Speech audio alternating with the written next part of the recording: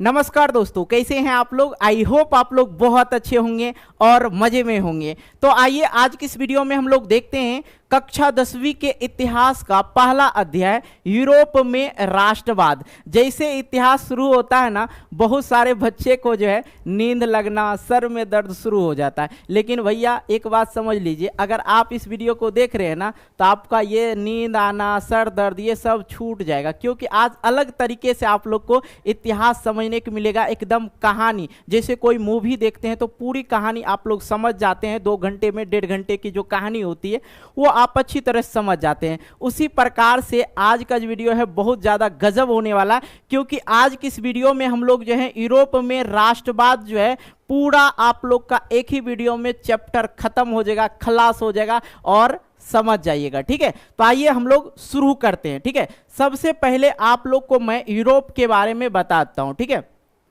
Europe क्या है? एक महादेश है। महादेश बोलिए या महाद्वीप बोलिए। आप कहेंगे सर महादेश किसको कहते हैं? बहुत सारे बच्चे के मन में सवाल आएगा कि सर महादेश या महाद्वीप किसको कहते हैं। समझिएगा ध्यान से, जिन बच्चों का घर जो है गांव में होगा, ठीक है, तो आपने देखा होगा वहां पे कि 10, 12 या 8 या 10, कहीं 12 या 14 गांव मिलकर एक पंचायत का निर्माण होता है। सेम उसी प्रकार से बहुत सारे देश मिलकर एक महादेश या महाद्वीप का निर्माण करता है। तो यूरोप के अंतर्गत, ठीक है, बहुत सारे देश हैं, क्योंकि यूरोप का क्या है? एक महादेश है। ओके, तो सबसे पहले इस अध्याय को शुरू करने से पहले हम लोग जो है यूरोप के बारे में अच्छी तरह से समझ लेंगे। हालांकि आपके किताब में नहीं दिया होगा, लेकिन आपको समझना जरूरी है। आइए समझते हैं। सबसे पहले आप लोग ये समझ लीजिए, ठीक है, कि दुनिया में कुल 7 महादेश है या महाद्वीप है। दुनिया में कितना? 7 महादेश है। अब देखो, 7 का नाम आप लोग याद रखने का होगा, याद रखिएगा, नहीं तो नोट कीजिएगा। देखिए, सबसे पहले एशिया समझ लीजिए। एशिया के अंतर्गत क्या आता है? भारत आता है। अपना भारत देश भी जो है एशिया महादेश के अंतर्गत आता है। ओके, अब ये जो है एशिया सबसे बड़ा है, इसके बारे में हम लोग चर्चा कर लेंगे, कोई दिक्कत की बात नहीं। दूसरा हो गया अफ्रीका, तीसरा आपका हो गया उत्तरी अमेरिका, और चौथा आपका हो गया दक्षिणी अमेरिका। ठीक है, और 5वां जो आप लोग का हो गया, ठीक है, अटलांटिक का, ठीक है, अटलांटिका, और यहाँ पे यूरोप और ऑस्ट्रेलिया। ये चीज समझ में आ गया। ठीक है, 7 महादेश का नाम आप लोग को समझ में आ गया। अब एक चीज और क्लियर कर देना चाहते हैं कि 5 महासागर है। 5 महासागर है। अब कौन कौन सा है? आपको क्या पता चला कि दुनिया में कुल 7 महादेश है। ठीक है, अब दुनिया में जो है 5 महासागर है। पहला हो गया प्रशांत महासागर, अटलांटिक महासागर, हिंद महासागर, आर्कटिक महासागर, ठीक है, और यहां पे दक्षिणी महासागर हो गया। आई होप ये चीज समझ में आ गया होगा आप लोग को। अब आइए यूरोप के बारे में हम आपको समझाते हैं थोड़ा सा। ठीक है, यूरोप के बारे में हम आपको समझाते हैं, लेकिन उससे पहले जो चीज मैंने बोला कि यूरोप के बारे में पूरी तरह से हम आपको समझाएंगे। क्या चीज? देखो, यूरोप जो है दुनिया का सबसे बड़ा, सबसे छोटा, सॉरी सबसे बड़ा नहीं, सबसे छोटा और दुनिया का सबसे तीसरा अधिक आबादी वाला महाद्वीप है। बात ये चीज समझ में आया जी? नहीं आया होगा, अच्छी तरह समझिए कि यूरोप जो है दुनिया का दूसरा सबसे छोटा और दुनिया का सबसे तीसरा सबसे बड़ा, दुनिया का सबसे छोटा और दुनिया का सबसे तीसरा बड़ा, ठीक है, तीसरा अधिक आबादी वाला महाद्वीप है। ये चीज क्लियर हुआ जी? देखो कि यूरोप जो है दुनिया का दूसरा सबसे छोटा और दुनिया का तीसरा सबसे अधिक आबादी वाला महाद्वीप है। यूरोप का अगर क्षेत्रफल की बात करें, अगर यूरोप का अगर हम लोग क्षेत्रफल की बात करें तो 1,01,80,000 वर्ग किलोमीटर में यूरोप जो है फैला हुआ है। जो पृथ्वी के कुल क्षेत्र का, अगर पृथ्वी का जो है कुल क्षेत्र का जो है ये 6.8% है। अगर सतह की बात किया जाए तो 2% है। हम लोग भारत के बारे में भी चर्चा कर लेंगे। और संयुक्त राष्ट्र के अनुसार यूरोप में टोटल कितना 44 देश है। अगर वेबसाइट वगैरह पे चेक करने जाएंगे तो आपको जो है कभी 46 कभी 49 आप लोग को देखने को मिलेगा। लेकिन संयुक्त राष्ट्र के अनुसार देखा जाए तो यूरोप में जो है कितने देश हैं, 44 देश हैं। ठीक है, अब आते हैं एशिया के बारे में, जिसके अंतर्गत भारत पड़ता है। समझे, भारत के बारे में भी थोड़ा सा समझ लेते, क्या दिक्कत है। एशिया पृथ्वी पर सबसे बड़ा, सबसे अधिक आबादी वाला महाद्वीप है, जिसके अंतर्गत भारत भी पड़ता है। और एशिया का अगर क्षेत्रफल की मैं बात करूं तो 4,45,79,000 वर्ग किलोमीटर में फैला हुआ है एशिया। ठीक है, जो पृथ्वी के कुल भूमि क्षेत्र का लगभग 30% और पृथ्वी के कुल सतह का क्षेत्रफल 8.7% है। अगर मैं बात करूं एशिया में कितने लोग रहते हैं तो 4.5 अरब से अधिक लोग जो है यहां पे रहते हैं एशिया। और एशिया के अंतर्गत भी बहुत सारे देश हैं, जैसे मैंने आपको बताया कि यूरोप के अंतर्गत बहुत सारे देश हैं, तो एशिया के अंतर्गत भी बहुत सारे देश हैं। ठीक है, अब देखो दुनिया की कुल आबादी का 60% जो है एशिया में है। दुनिया की कुल प्रतिशत, दुनिया की कुल आबादी का 60% कहाँ है, एशिया में है। संयुक्त राष्ट्र के अनुसार एशिया महाद्वीप में कुल 48 देश है। देखिए एक एक चीज को समझते चलते हैं। 48 देश है, उसमें कितना था, 44 देश था। ठीक है, संयुक्त राष्ट्र के अनुसार यूरोप में 44 देश था, लेकिन एशिया में जो है 48 देश है। यदि रूस को जोड़ दिया जाए तो एशिया में 49 देश है। एक चीज समझिए, ये जो है यूरोप और एशिया, ठीक है, समझिएगा यहाँ पे यूरोप और एशिया के बीच में ही रूस पड़ता है। और दुनिया का अगर सबसे बड़ा देश, अगर दुनिया का अगर सबसे बड़ा देश बोला जाए कौन सा है, तो ये आपका रूस ही हो जाता है। जैसे कि मैंने बताया यूरोप हो गया और ये एशिया हो गया, और ये दोनों के बीच में जो है क्या पड़ता है, रूस पड़ता है। कभी एशिया वाला कहता है रूस मेरे इधर है, तो यूरोप वाला कहता है रूस मेरे इधर है। ठीक है, अगर रूस को जोड़ दिया जाए तो 49 देश होगा। ठीक है, अब देखिए ये जो आप चित्र देख रहे हैं, मानचित्र देख रहे हैं, ये किस चीज का है, यूरोप का है। और यहाँ पे आप देख रहे हैं क्या, बहुत सारे देश हैं। देखो जैसे यहाँ पे ओटोमन साम्राज्य हो गया, ठीक है, सर्डिनिया हो गया, और यहाँ स्पेन है, यहाँ पे क्या है, फ्रांस है। यहीं से कहानी की उत्पत्ति होती है। अब यहाँ से हम लोग शुरू करेंगे। अगर कोई पूछ दे यूरोप में राष्ट्रवाद कहाँ से शुरू हुआ था, यूरोप में जो है राष्ट्रवाद कहाँ से शुरू हुआ था, तो याद रखना है फ्रांस में। और फ्रांस में कब शुरू हुआ था, 1789 ईस्वी में जो है फ्रांस में जो है राष्ट्रवाद शुरू हुआ था। अब यहाँ से कहानी हम शुरू करते हैं और आप लोग को समझाते हैं। ठीक है, यूरोप के बारे में आप लोग समझ गए। अब राष्ट्रवाद क्या होता है, ये चीजें के बारे में हम लोग समझेंगे। लेकिन उससे पहले जो यूरोप में जो राष्ट्रवाद का जो भावना जगा था, क्यों जगा था, क्यों जगा था, सवाल आता है ना मेरे भाई। तो समझना मेरे भाई, यहाँ पे पूरी कहानी आपको समझाते। देखो पहले क्या होता था, पहले के जमाने में, आज से 200 साल पहले चला जाओ, तो पहले क्या होता था, एक राजा होता था। किसी भी देश में जाइए तो वहाँ का राजा होता था। देश में जाते थे तो क्या होता था, राजा होता था। वहाँ तक ही नहीं, अगर मैं भारत के बात करूं तो भारत में आज़ादी से पहले जितने भी राज्य था, उस सभी राज्य में क्या था, राजा था। ठीक है, और यहाँ पे फ्रांस में भी क्या चलता था, राजतंत्र चलता था। ठीक है, अब राजतंत्र क्या होता है, जहाँ पे राजा को सर्वमान्य माना जाता है। अगर राजा जो बोल दिया वो चीज़ आपको करना होगा। अब भैया एक बात बताइए, वहाँ पे क्या होता, दूसरा वोटिंग वगैरह नहीं होता था पहले के ज़माना में। अभी तो हम लोग नीतीश कुमार को जिताते हैं, कभी लालू यादव को जिताते हैं, कभी किसी को जिताते हैं, है कि नहीं। यहाँ पे हम लोग सरकार को चुनते हैं।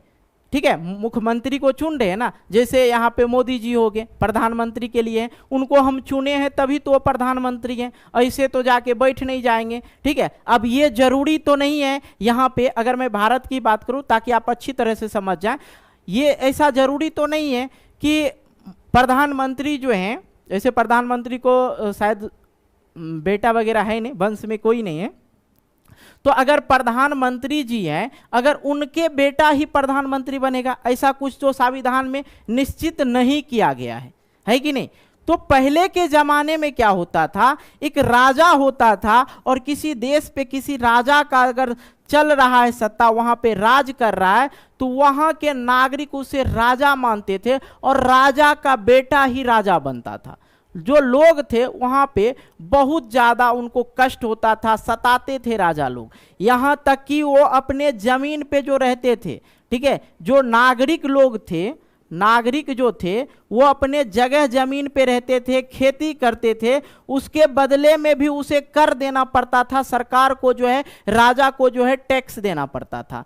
इसी सभी चीजों से जो ऊब गया वहां की जनता सबसे। अब देखिए किसी चीज को, गरीब को मान लिया जाए, जो राजा है, राजा के बाद तो बाकी सब गरीब ही होगा, ठीक है, और किसी गरीब को इतना मत सताओ कि जो अपने आप पे आ जाए, तो फिर संसार बदल सकता है मेरे दोस्त, ठीक है। इसलिए यहां पे क्या होता है, फ्रांस में 1789 में फ्रांस में क्या होता है, वहां के नागरिक जो है भड़क जाते हैं, किसके प्रति, राजा के प्रति। और राजा उस समय कौन था भैया, लुई 16वां था। कौन था, लुई 16वां। अब लुई 16वां जो था किस राजवंश से था, तो बुर्बो वंश से था।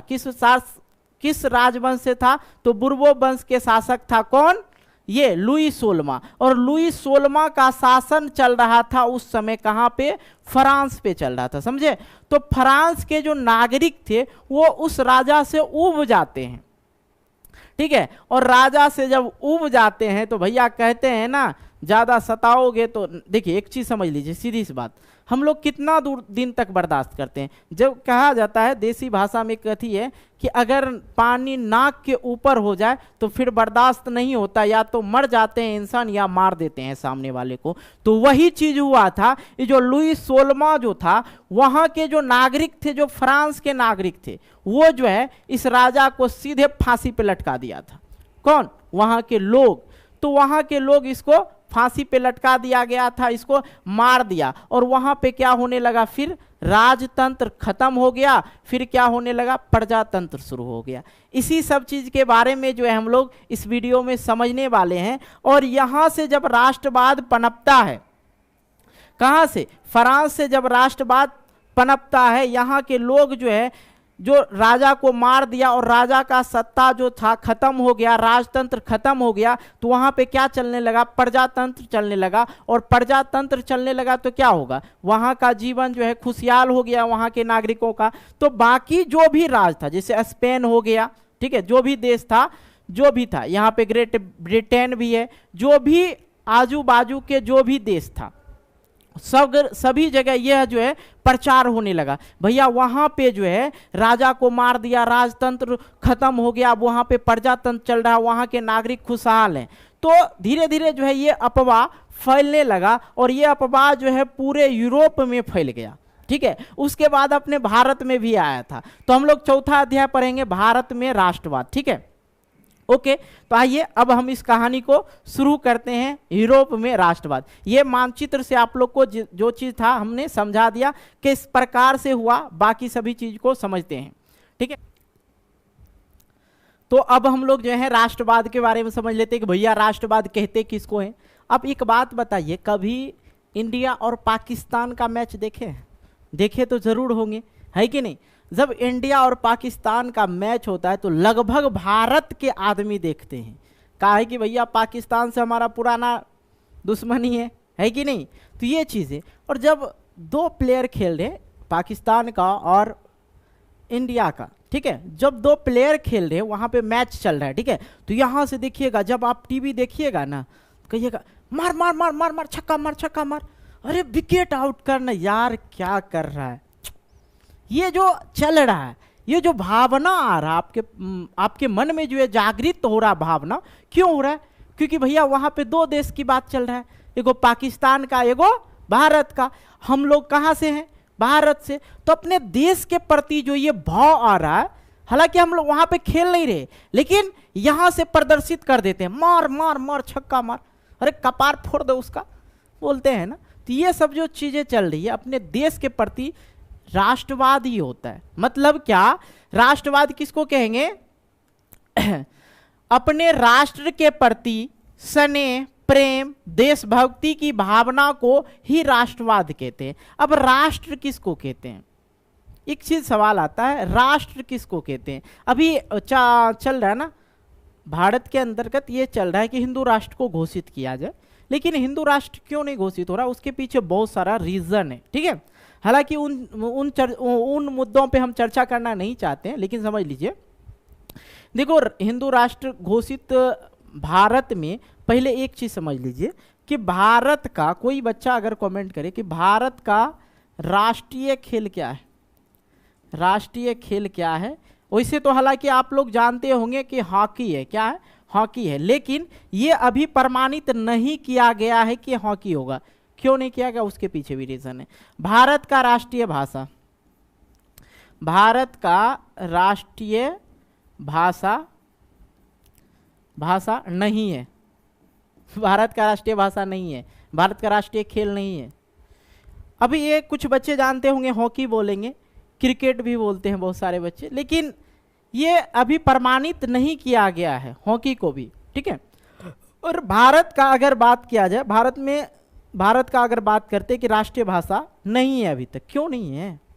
क्योंकि एक बात बताइए, अब राष्ट्रीय खेल इसलिए नहीं घोषित किया गया क्योंकि हर जगह हॉकी खेला नहीं जाता। आपको जानकारी है हॉकी खेलने का? एक दो बच्चे को जानकारी होगा हॉकी खेलने का, ज़्यादा बच्चे को नहीं पता। ठीक है, उसी प्रकार से अगर हम लोग यहाँ पे देखें, भारत के अंतर्गत देखते हैं कि भाषा भी जो है बदला हुआ। ऐसे हम लोग बिहार में है तो हिंदी भी बोल लेते हैं, ठेठी, देहाती सब भाषा चलता है बिहार में। ठीक है, जैसे हरियाणा जाओ हरियाणवी हो जाता है, केरल जाओ तेलुगु बोला, केरल में ना हैदराबाद में तेलुगु बोला जाता है, पंजाब जाओ पंजाबी बोला जाता है। तो मतलब जैसे जैसे आप स्टेट को चेंज करते हैं उस प्रकार से जो है भाषा बदल जाता है। केरल जाते हैं तो केरल वाला भाषा बोलना पड़ता है कि नहीं जी?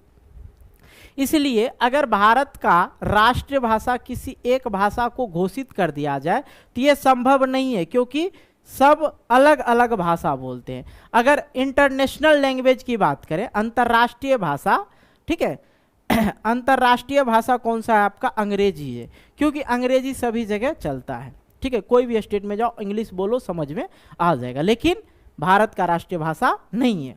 तो एक अर्नेस्ट रेनर थे, वो कहते थे उनके अनुसार समान नस्ल, धर्म, भाषा से बने क्षेत्र को राष्ट्र कहते हैं। तो भैया भारत में अगर हम देखें तो समान नस्ल के लोग भी नहीं है, क्योंकि यहाँ पे हर एक संप्रदाय के लोग हैं, हर एक धर्म को मानने वाले लोग हैं। यहाँ पे हिंदू, मुस्लिम, सिख, ईसाई सभी धर्म के लोग रहते हैं। ठीक है, और यहाँ पे सभी तरह के भाषा बोले जाते हैं। स्टेट चेंज हुआ, राज्य चेंज हुआ, भाषा बदल जाता है। ठीक है, उसी प्रकार से अगर भारत को देखा जाए तो भारत राष्ट्र नहीं है, क्योंकि यहाँ पे समान भाषा नहीं है, समान धर्म के लोग नहीं है। अगर हिंदू राष्ट्र घोषित किया जाए तो यहाँ पे जो भी मुसलमान है, सबसे पहले तो ये काम करना होगा, जो मुस्लिम लोग हैं भैया उनको फिर भारत से भेज दो दूसरे जगह, तभी तो संभव है कि नहीं? संविधान को बदलते हैं, लोगों को सुने हैं, वीडियो देखे होंगे आप लोग, कह रहे कि भारत को हिंदू राष्ट्र घोषित किया जाए। हालांकि अब देखते हैं ये कब तक होता है नहीं होता है, आई डोंट नो, बट जो चीज़ें थी वो मैं आपको क्लियर कर दिया कि इसलिए भारत को राष्ट्र घोषित नहीं किया जा सकता है। ठीक है, आइए ये चीज समझ में आ गया। राष्ट्रवाद किसको कहते हैं? अपने राष्ट्र के प्रति स्नेह, प्रेम, देशभक्ति को क्या कहते हैं? राष्ट्रवाद कहते हैं। ठीक है, अब यहां से हम शुरू करते हैं कहानी को। ठीक है, अब देखो आज के समय में यूरोप में 44 देश है और 1850 से पहले निरंकुशवाद शासन चल रहा था। यूरोप में मैं अगर बात करूं तो यूरोप में जो था निरंकुशवाद शासन चल रहा था 1850 से पहले। अब 1850 से पहले जो है निरंकुशवाद का मतलब होता है जिस पे किसी भी प्रकार का अंकुश ना हो, सीधी सी बात समझिए, अत्याचारी, ठीक है, या दुराचारी। मतलब निरंकुशवाद का मतलब यही होता है कि वहां के लोग राजाओं का दुराचारी से परेशान होकर क्रांति कर देता है। और सबसे पहला क्रांति जो मैंने आपको बताया फ्रांस में हुआ था 1789 में। ठीक है, 1789 में। हुआ था। उस समय फ्रांस के राजा लुई 16वां था, ठीक है। अब ये बुर्बो वंश का राजा था और राजा का नाम क्या था, लुई 16वां। और इस ससुराल का नाम जो है लुई 1 2 3 4 5, लगता है इनको दूसरा नाम मिलता ही नहीं था, ठीक है। तो ये लुई 16वां जब आया था, ये एकदम खत्म लाल था, मैंने बताया ना, ये एकदम हरामी टाइप का था, मुर्गा जैसन तो मुंह लग रहा है ये नहीं, मुर्गा जैसन मुंह है। और ये लुई 16वां जो था बहुत अत्याचारी थे, और यहाँ के जो नागरिक थे, फ्रांस के जो नागरिक थे, इसको क्या किया, फ्रांस के नागरिक इसको क्या किया, फांसी पर, ठीक है, फांसी पर लटका दिया। इसको क्या किया, फांसी पे लटका दिया। कहता है कि अगर, एक हिंदी में कहावत है, अगर पानी नाक के ऊपर चला जाए तो बर्दाश्त नहीं होता, क्योंकि अगर नाक के ऊपर पानी गया तो आप या तो मर जाइएगा, है कि नहीं। अगर नाक के ऊपर पानी जाएगा सीधे टिकट कट जाएगा। इसलिए नाक के ऊपर जब पानी बढ़ने लगे तो लोग जो है अपने आप को भूल जाते हैं और सीधा वहां करते मार देंगे या मर जाएंगे, दो ही काम होगा। तो उसी प्रकार से इस राजा से जो परेशान हो गए थे वहां के नागरिक, उसने क्या किया, इस राजा को फांसी पे लटका दिया था, मैंने बताया। और ये इतने अत्याचारी थे कि पूछिए मत, लोगों को मारना पीटना। भैया खेत के जो किसान वर्ग के लोग थे, जो कृषि करते थे, ठीक है, कृषि वर्ग के जो लोग थे, जो खेती करते थे, ठीक है, उसी को कहते हैं कृषि। तो ये खेती करने वाले लोग से क्या करते थे, ये लोग कर लेते थे, क्या लेते थे, कर लेते थे। और उन इतना कर, मान लिया जाए 5 किलो अनाज उपजाते हैं, ठीक है, ऐसा समस्या था वहाँ पे। अगर 5 केजी अनाज उपजाते थे तो राजा को आपको कम से कम 2 से 3 किलो ये राजा को देना पड़ता था। वो एक तो मेहनत की है आपने, सारा चीज़ किए, और इस प्रकार से होगा, और मारता पीटता भी था, ठीक है। और जो भी अनाज होता था राजा के गोदाम में ही जाता था, ठीक है। आइए आगे समझाते हैं आपको। तो एक चीज आता है यहाँ पे, वियना कांग्रेस। वियना कांग्रेस क्या था बच्चों, ध्यान से समझना, कि यूरोपीय देशों के राजदूत का एक सम्मेलन था जो सितंबर 18 से 14 जून 18 सितंबर से 14 जून तक ये चला था। और ये कब हुआ था, 1815 में वियना में आयोजित किया गया था। इसलिए इसे वियना कांग्रेस भी बोला जाता है, ठीक है। आयोजित किया गया था, इसकी अध्यक्षता कौन कर रहा था, राजनेता कौन था इसका, मेटरनिक था। कौन था, मेटरनिक ने किया था, ठीक है। अब ये जो सम्मेलन हो रहा था, सभी राजदूत जो है एक जगह बैठकर, ठीक है, राजा का जो मेन आदमी होता है, मुख्य आदमी होता है, उसको ही राजदूत बोला जाता है। और सभी राजदूत जो है अलग अलग राज्यों से आके इस पे चर्चा करने लगा कि भैया फ्रांस में जो क्रांति शुरू हो गया है, अब वहाँ पे जो है ये समस्या हो रहा है, तो उसको कैसे हम लोग निपटाएंगे। क्योंकि फ्रांस के लोग तो आक्रोशित हो गए कि भैया अब जो है हम राजतंत्र खत्म करेंगे। क्या करेंगे हम लोग, राजतंत्र को खत्म करेंगे। और वहां पे क्या लाया गया, प्रजातंत्र लाया गया, ठीक है, प्रजातंत्र लाया गया। अब इन लोग के मन में जो है अलग अलग जो राजा थे, राजदूत थे, वो सबके मन में अब ये डर समाने लगा। क्योंकि भैया होता क्या है, कहते हैं ना, जब एक आलू सड़ जाता है तो सभी बोरे वाले आलू, पूरे बोरी की आलू को सड़ा देता है। तो जब यहाँ से जब ये फ्रांस में जो एक क्रांति हुआ था, जब वहाँ के नागरिक खुश होने लगे, खुश रहने लगे, तो और सब जो राज्य था, जो देश था, वो भी सोचने लगा कि भैया हम कितने दिन राजाओं के चक्कर में पड़ेंगे, इसको भी हम लोग भी यहाँ पे क्रांति शुरू करेंगे। तो यहाँ पे जो था कांग्रेस का जो मुख्य उद्देश्य था, फ्रांसीसी क्रांति युद्ध, नेपोलियन युद्ध और पवित्र रोमन साम्राज्य के विघटन से होने वाली मुद्दों एवं समस्याओं को हल करने का। एक तरह से ये लोग सोचा बैठक करके जनता को समझाया जाए ताकि हमें आगे कोई दिक्कत ना हो। अब यहाँ पे 2 वर्ड समझते हैं, एक उदारवादी और रूढ़वादी, ठीक है, रूढ़िवादी। उदारवादी के सेम उल्टा होता है रूढ़िवादी, ठीक है।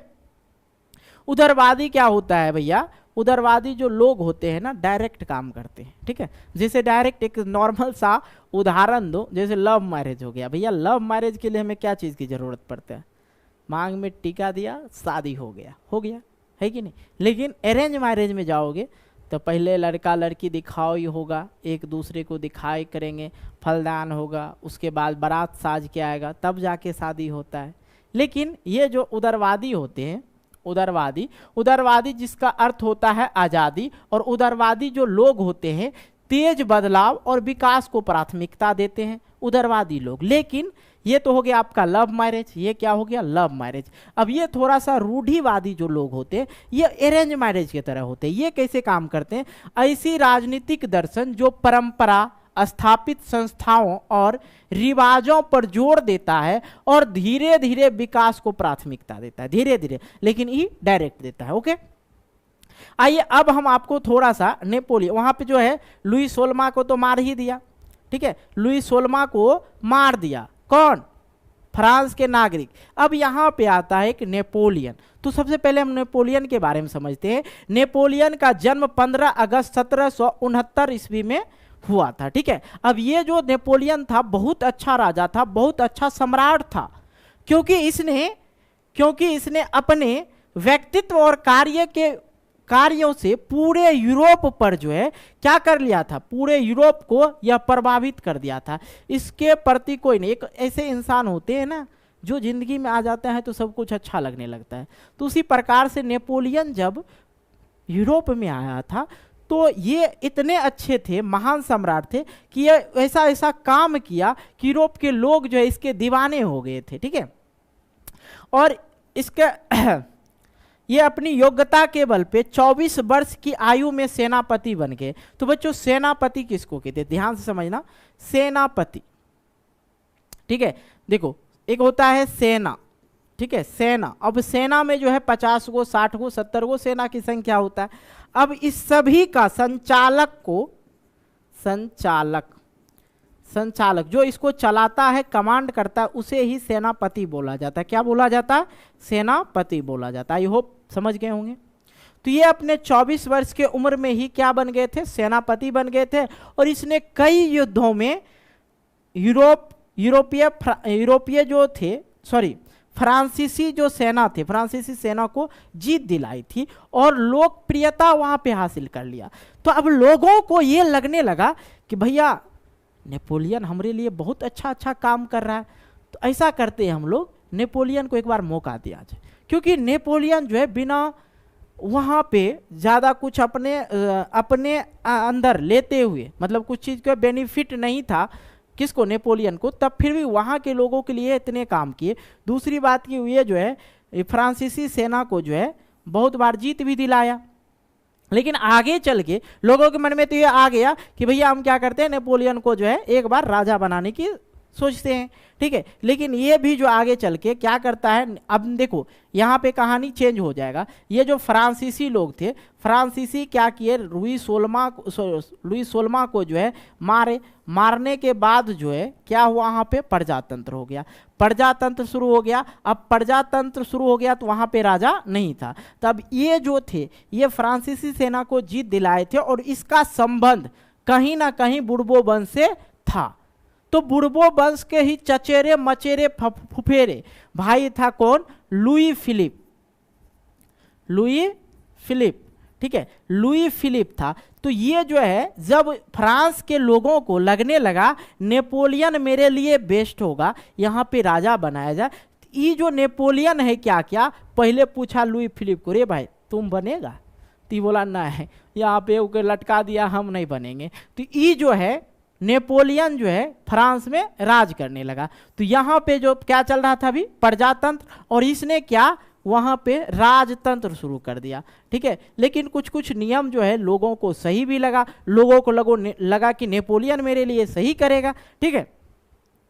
तो आगे हम समझते हैं नारीवाद, फिर नेपोलियन के बारे में हम लोग चर्चा करेंगे। अभी नेपोलियन के बारे में डिस्कस किए हैं कि नेपोलियन का जन्म कब हुआ था और नेपोलियन को क्यों फ्रांसीसी लोग, यूरोप के लोग चाहने लगे थे। नारीवाद देखो नॉर्मल सी बात है, नारीवाद क्या होगा कि नारी को वो सारे हक मिलना चाहिए जो एक पुरुष को मिलता है, एक नर को मिलता है, ठीक है। पुरुष को जो है अभी भी बहुत सारा हक है, अभी तो नहीं कहा जाए, अभी तो सबको बराबर है। चलो पुरुष और महिला का कुछ समय अगर हम लोग पहले जाते हैं तो महिला को जो है बाहर जाने का अनुमति नहीं था, ठीक है। वोट देने का अनुमति नहीं था, वोट नहीं दे सकती थी, ठीक है। और महिला जो होता शिक्षा नहीं दिया जाता, इसको जो था शिक्षा नहीं दिया जाता था, शिक्षा नहीं दिया जाता था महिला को, ठीक है।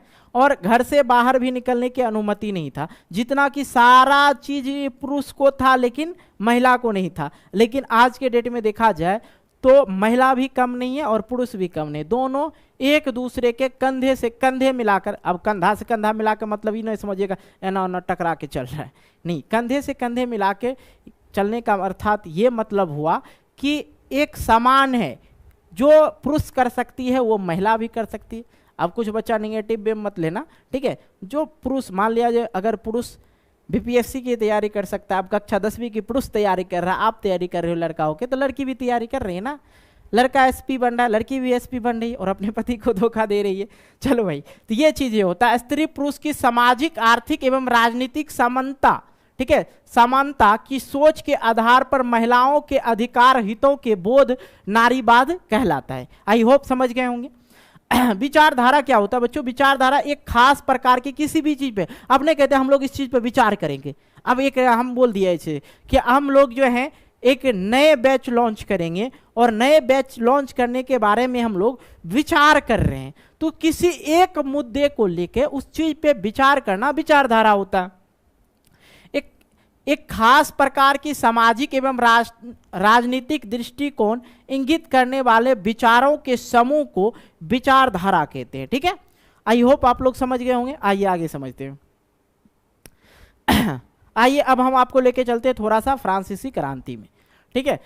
तो फ्रांसीसी क्रांति की शुरुआत कब हुई थी? 1789 ईस्वी में हुआ था।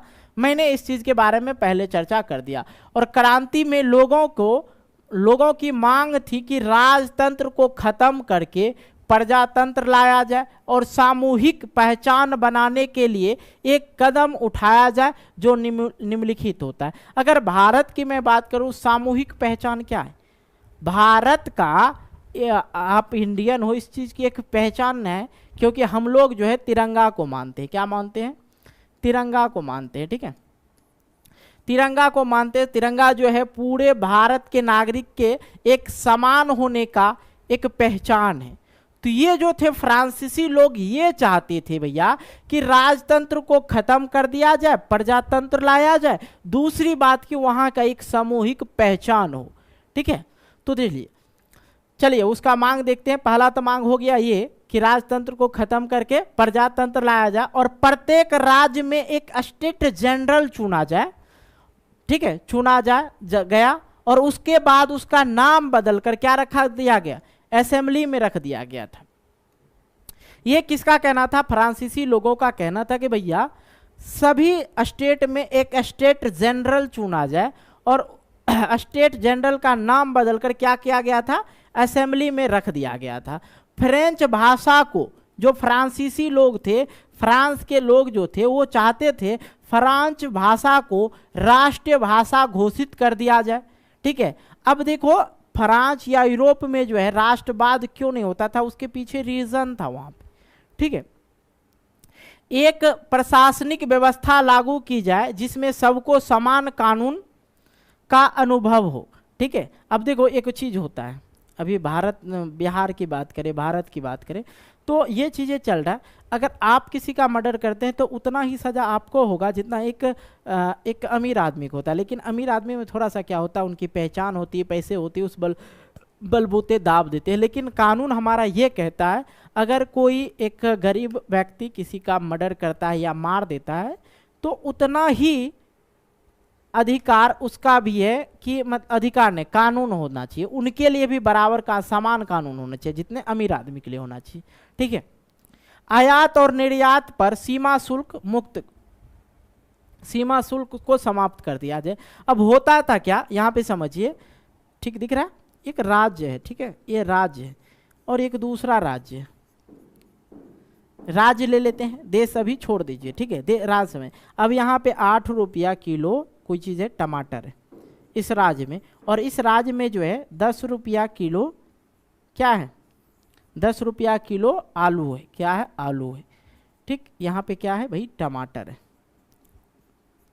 तो जब ये चीज़ें जो दिक्कत होती थी, व्यापारियों के साथ दिक्कत होता था, तो व्यापारी लोग जो था कहा कि आयात निर्यात पे सीमा शुल्क मुक्त कर दिया जाए।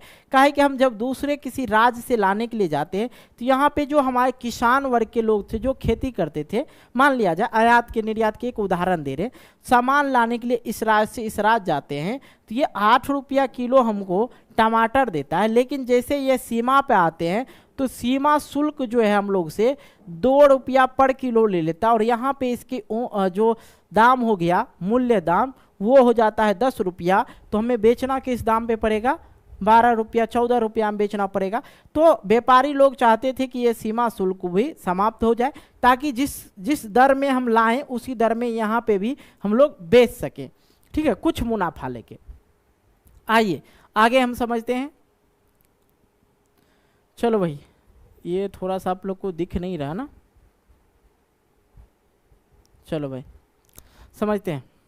अब 1804 की कहानी समझिए। 1804 में नेपोलियन शासन काल, जब नेपोलियन फ्रांस पर अपना शासन चलाना शुरू किया तो उन्होंने प्रजातंत्र को हटाकर फिर राजतंत्र को स्थापित कर दिया। मैंने आपको बताया था ना।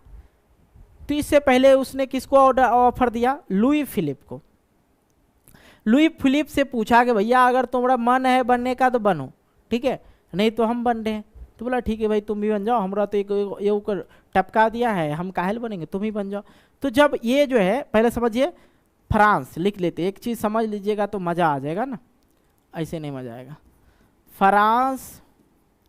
फ्रांस में क्या आया, प्रजातंत्र आया। प्रजातंत्र कौन लाया, नागरिक लाया। कौन लाया, अरे यार ये दिक्कतें होती हैं। चलो कौन क्या, नागरिक। और ये जो नेपोलियन था, ठीक है, ये नेपोलियन आया जब, नेपोलियन, ठीक है, नेपोलियन जब आया तो वहां पे फिर से क्या हो गया, राजतंत्र। क्या होने लगा, फिर से राजतंत्र लाया। और उसने साथ में क्या लाया, कुछ नियम और शर्त भी लाया। इसके साथ जो लोग थे यहाँ फ्रांस के लोग, नेपोलियन को बहुत चाहता था, नेपोलियन को, ठीक है, कहाँ भैया, हाँ, नेपोलियन को जो है बहुत चाहता था, लोकप्रियता ले लिया था। क्या ले लिया था, लोकप्रियता ले लिया था। कौन, नेपोलियन, जिसके वजह से इस पे जो है नेपोलियन पे खुल के विश्वास करने लगे फ्रांसीसी लोग। तो इसने क्या किया, जैसे आया प्रजातंत्र था तो प्रजातंत्र को नेपोलियन ने किस चीज़ में कन्वर्ट कर दिया, राजतंत्र में, और कुछ नियम शर्त भी बना दिया, ठीक है, क्योंकि नेपोलियन जो थे वहाँ पे फ्रांस में लोकप्रियता हासिल कर लिया। लोगों को लगने लगा कि भैया हमारे लिए जो है ये नेपोलियन सबसे बढ़िया है। ओके, आ जाओ भाई। हाँ, तो उसने क्या किया कि कानून के समक्ष सबको बराबर कर दिया। चलो भाई बढ़िया काम किया। संपत्ति के अधिकार पर सुरक्षित बनाया गया, संपत्ति के अधिकार को जो है उसने सुरक्षित बनाया। और भूदायित्व और जागीरदारी से मुक्ति दिलाई। अब जागीरदारी क्या होता है समझिए। जागीरदारी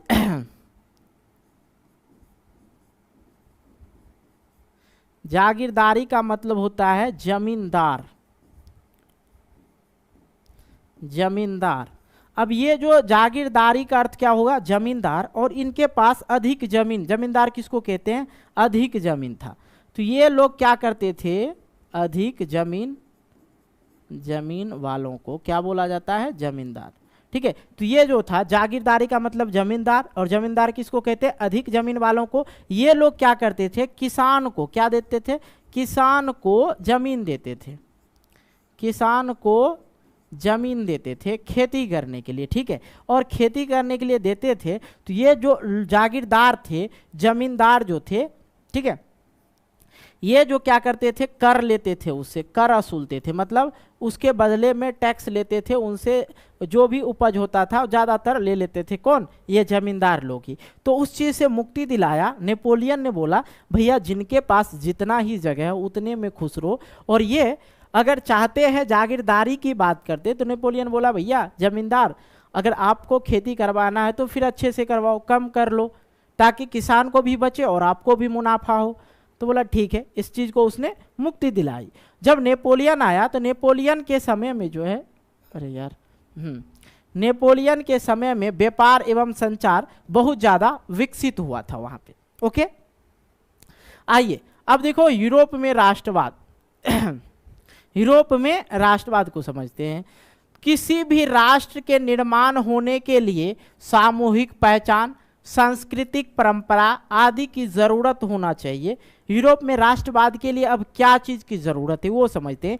जैसे हमारे भारत की बात करें तो भारत में अगर बात करें तिरंगा हम लोग का क्या है, सामूहिक पहचान है, और तिरंगा से ही हम लोग क्या जानते हैं कि भारतीय हैं, क्या है, भारतीय हैं, और कोई पहचान है हमारे शरीर में लिखल है कि हम भारतीय हैं, नहीं ना, हम लोग का एक तिरंगा हो गया, हम लोग देश में रहते हैं, तिरंगा को मानते हैं, ठीक है, सामूहिक पहचान। और भारत की एक अलग ही सांस्कृतिक है, भारत के संस्कृति से बड़ा कोई भी देश का सांस्कृतिक नहीं है। तो वहाँ के लोग जो थे क्या चाह रहे थे कि यूरोप में राष्ट्रवाद हो, किसी भी राष्ट्र के निर्माण होने के लिए वहाँ पे सामूहिक पहचान और सांस्कृतिक परंपरा आदि की जरूरत था। और लेकिन ये सब संभव नहीं हो रहा था क्योंकि यूरोप में जो था अलग अलग समाज था। जैसे हैब्सबर्ग समाज, लोग जर्मन, अंग्रेजी, फ्रेंच, इटली अलग अलग भाषा बोलते थे। यहाँ पे जो थे अलग अलग धर्म के भी लोग थे और अलग अलग राज्य में अलग अलग भाषा बोला जाता था। इसलिए यूरोप में राष्ट्रवाद जो देखा जा रहा था संभव नहीं हो पा रहा था। अब यहाँ पे आपने देखा कि यूरोप में अलग अलग समाज था। जैसे हैब्सबर्ग समाज में जो लोग थे, कुछ लोग जर्मनी, कुछ लोग अंग्रेजी, कुछ लोग फ्रेंच, कुछ लोग इटली भाषा बोलते थे, इसलिए दिक्कत हो रहा था। अब वहाँ पे यूरोप में राष्ट्रवाद के लिए क्या जरूरत था कि यूरोपीय समाज की संरचना, उदारवादी राष्ट्रवाद, रूढ़िवादी, क्रांतिकारी, इन सभी के वजह से यूरोप में राष्ट्रवाद लगा कि संभव है। अब हम सबसे पहले यूरोपीय समाज की संरचना को समझ लेते हैं कि भाई यूरोप में किस प्रकार के समाज थे जो वहाँ पे राष्ट्रवाद संभव नहीं हो पा रहा था। मैंने फ्रांस के बारे में चर्चा किया था। फ्रांस के बारे में मैंने बताया कि 1789 में फ्रांस में एक क्रांति हुआ जिसे अभी फ्रांसीसी क्रांति के नाम से जाना जाता था। वहाँ के लोग जो था फिर ये धीरे धीरे यूरोप में फैलने लगा। यूरोप के अंतर्गत तो बहुत सारे देश थे, धीरे धीरे वहाँ भी फैलने लगा। अब ये फैलने लगा लेकिन वो संभव नहीं हो पा रहा था। यूरोप में संभव नहीं होता, जिस समाज में आप जाते हो उसी समाज का भाषा होता था। जैसे हैब्सबर्ग समाज था, बहुत सारे समाज के बारे में चर्चा करेंगे, तो ये सब अलग अलग भाषा बोलता था, इसलिए यहाँ पे राष्ट्रवाद नहीं संभव हो पा रहा था। तो सबसे पहले समझते हैं यूरोप में राष्ट्रवाद के लिए क्या जरूरी है। यूरोपीय समाज की संरचना को सुधारना, उदारवादी राष्ट्रवाद, रूढ़िवादी, ठीक है, और क्रांतिकारी, इन सभी चीज़ों के बारे में अगर समझ जाते हैं तब इन्हीं सभी चीजों के बाद यूरोप में राष्ट्रवाद संभव था। ठीक है, आइए यूरोपीय समाजवाद की संरचना 19वीं शताब्दी के पहले दो भाग में बटा हुआ था। अगर मैं बात करूं भारत में जो है समाज के अगर लोगों को देखा जाए तो एक गरीब लोग हैं, एक अमीर लोग हैं और एक मध्यम वर्ग के लोग होते हैं। लेकिन जब जैसे मैं यूरोप की बात करता हूं, यूरोप में 19वीं शताब्दी के पहले दो भाग में बटा था, उच्च वर्ग और निम्न वर्ग। अब उच्च वर्ग के जो लोग थे उसको बोला जाता है कुलीन वर्ग। क्या बोला जाता है? कुलीन वर्ग। और जो निम्न वर्ग के लोग थे उसको कृषक वर्ग बोला जाता है। तो कुलीन वर्ग किसको बोलेंगे? उच्च वर्ग को कुलीन वर्ग बोलेंगे और निम्न वर्ग को कृषक वर्ग बोलेंगे। तो 19वीं शताब्दी से पहले जो समाज था दो भाग में बटा हुआ था। उच्च वर्ग में कम जनसंख्या वाला उच्च वर्ग जो था ये जनसंख्या में कम था। उच्च वर्ग का वर्चस्व जमाने वाले लोग थे। उच्च वर्ग में क्या था? वर्चस्व जमाने वाले लोग थे। जमींदार यानी ढेर सारे जमीनों के मालिक, सभी का अधिकार दिया जाता, इनके पास जो है सभी अधिकार होता था। ये चीज समझ में आया? उच्च वर्ग के लोग में कौन कौन थे? कुलीन वर्ग के लोग कौन कौन थे? उसमें क्या था? उच्च वर्ग में कम जनसंख्या था, उच्च वर्ग वर्चस्व जमाने वाले लोग थे उसमें, और जमीन यानी ढेर सारी खेतों के मालिक था उसमें, मतलब जमींदार लोग था। ठीक है, और उनको सभी प्रकार का अधिकार मिलता था। लेकिन अगर मैं बात करूं ये निम्न वर्ग का, निम्न वर्ग में जनसंख्या तो बहुत अधिक था, लेकिन भैया इसके पास निम्न वर्ग यानी जमीनहीन, जिसके पास जमीन नहीं था, इनके पास खुद का घर बनाने के लिए जमीन तक नहीं था। यहाँ के लोग वहाँ अपना घर भी नहीं बना सकते थे। और नहीं बनाए भी नहीं थे। उसने क्या क्या किराए के जमीन पर रहते थे। ये सब जो निम्न वर्ग के लोग थे, इनके पास तो भैया जमीन था ही नहीं, जमीनहीन था, और इनके पास खुद का घर नहीं था। इतना जमीन कि इसके पास खुद का घर नहीं था। ये लोग जो थे निम्न वर्ग के लोग, ये क्या करते थे, भाड़ा लेके जमीन पे भाड़ा मतलब किराए का जमीन लेके वहां पे घर बना के रहते थे, और किसी भी प्रकार का इसको अधिकार नहीं दिया जाता था। तो एक बात, सीधी सी बात समझिए, यहां पे हो जाता है पुअर और रिच।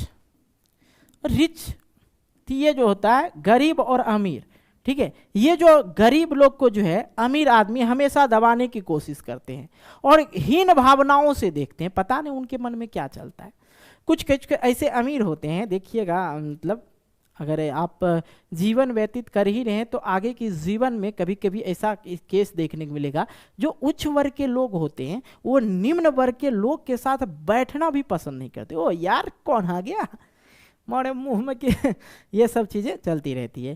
तो ये जो है कुछ दिनों बाद जो है एक और वर्ग, पहले क्या आप जाने उच्च वर्ग निम्न वर्ग, लेकिन जब ये चीज ज्यादा बढ़ने लगा तो एक वर्ग और उभर के आया था, मध्यम वर्ग, ठीक है।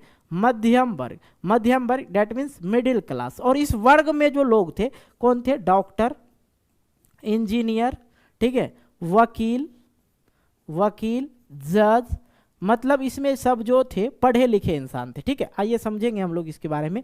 यूरोप समाज असमान रूप से विभाजित था, यूरोप के समाज। और 19वीं शताब्दी के बाद एक नया वर्ग जुड़ा जिसे मध्यम वर्ग के रूप में जाना जाता है।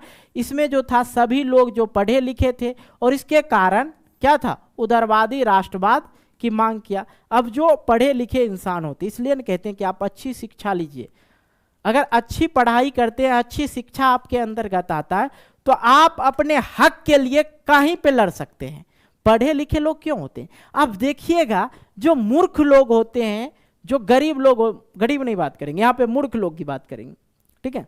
उनको खुद का अधिकार पता नहीं होता है, उनको खुद का अधिकार पता नहीं होता, इसलिए तो समाज में इतनी गंदगियां फैल जाते हैं।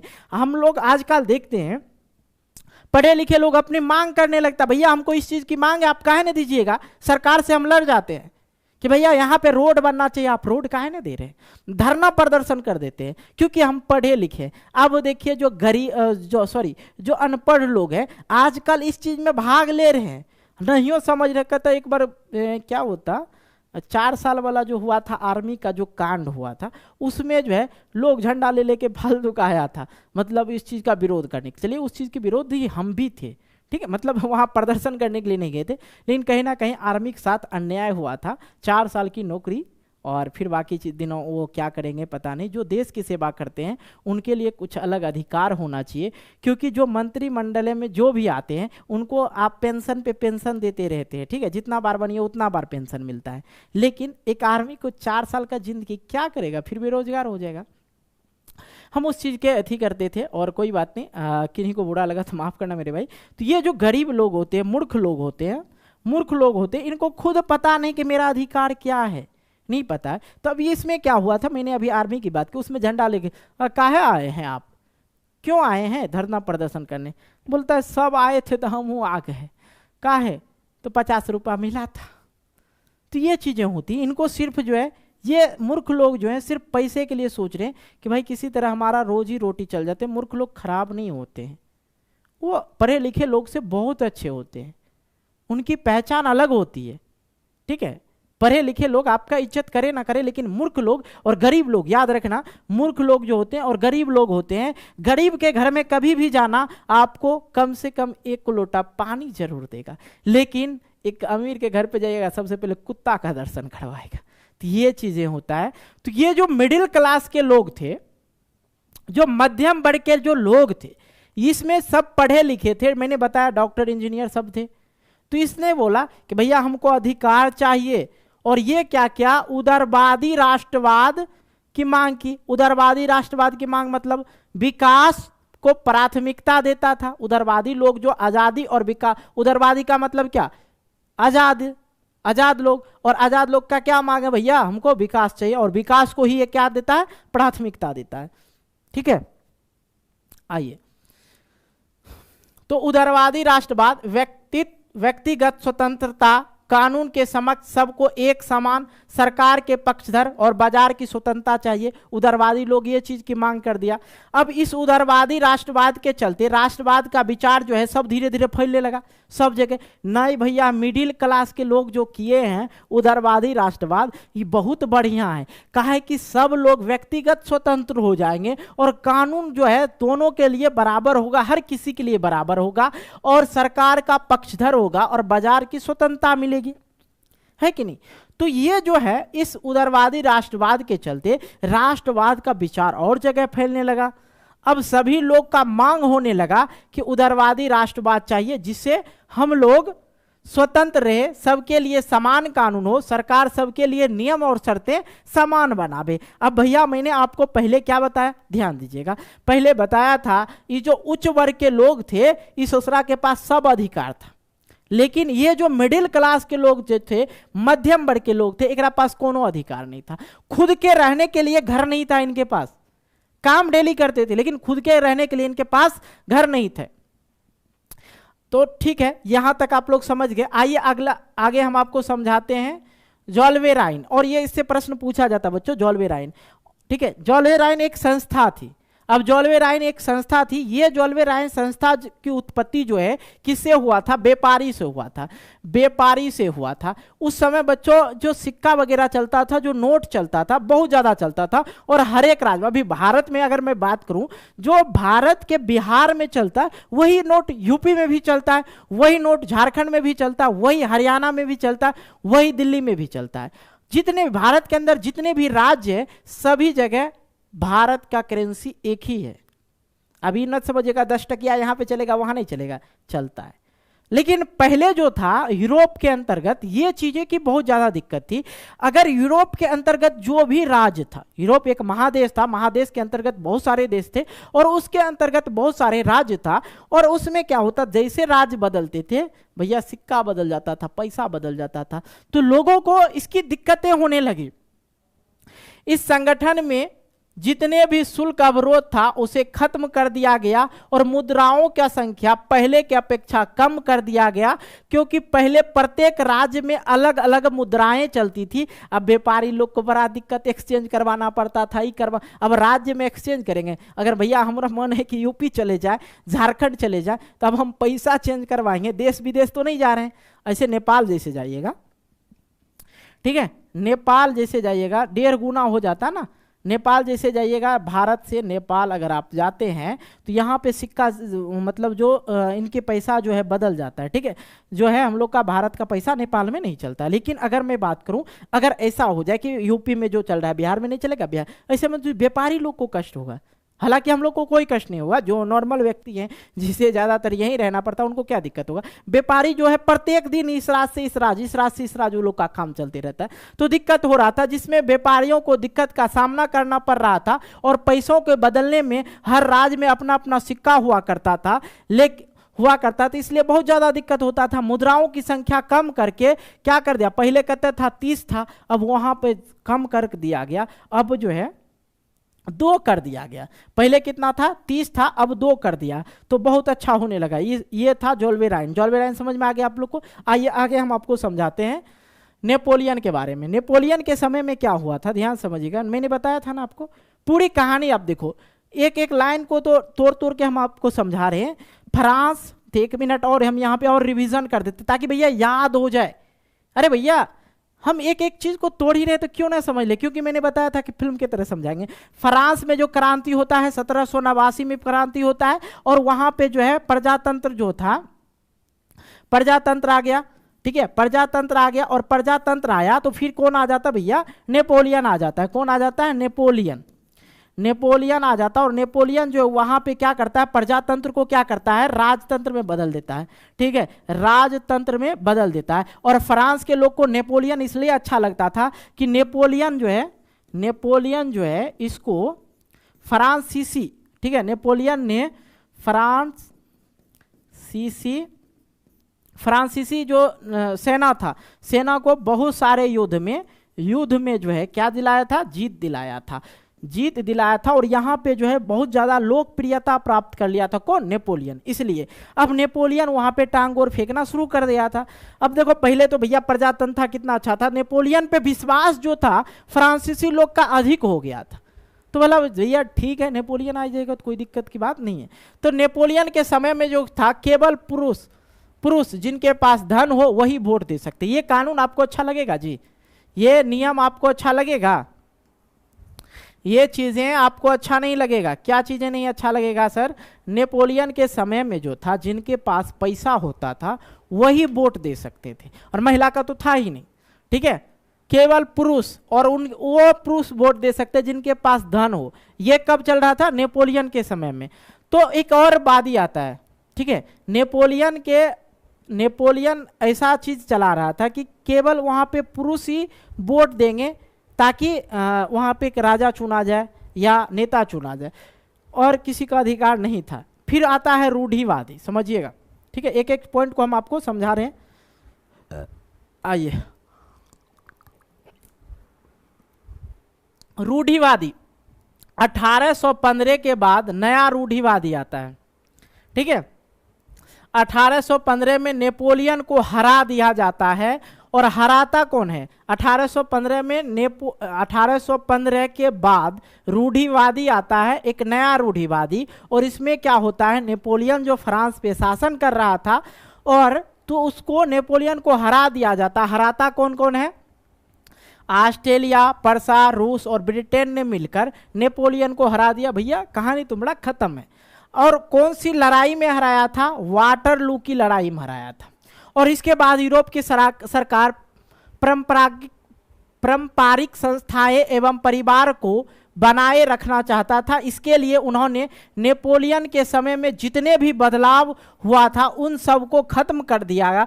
और जिसके पास एक समझौता हुआ था, जिसके बाद एक समझौता हुआ था जिनका नाम पड़ा वियना समझौता। और वियना समझौता कब हुआ था? 1885 में। यह चीज समझ में आया जी?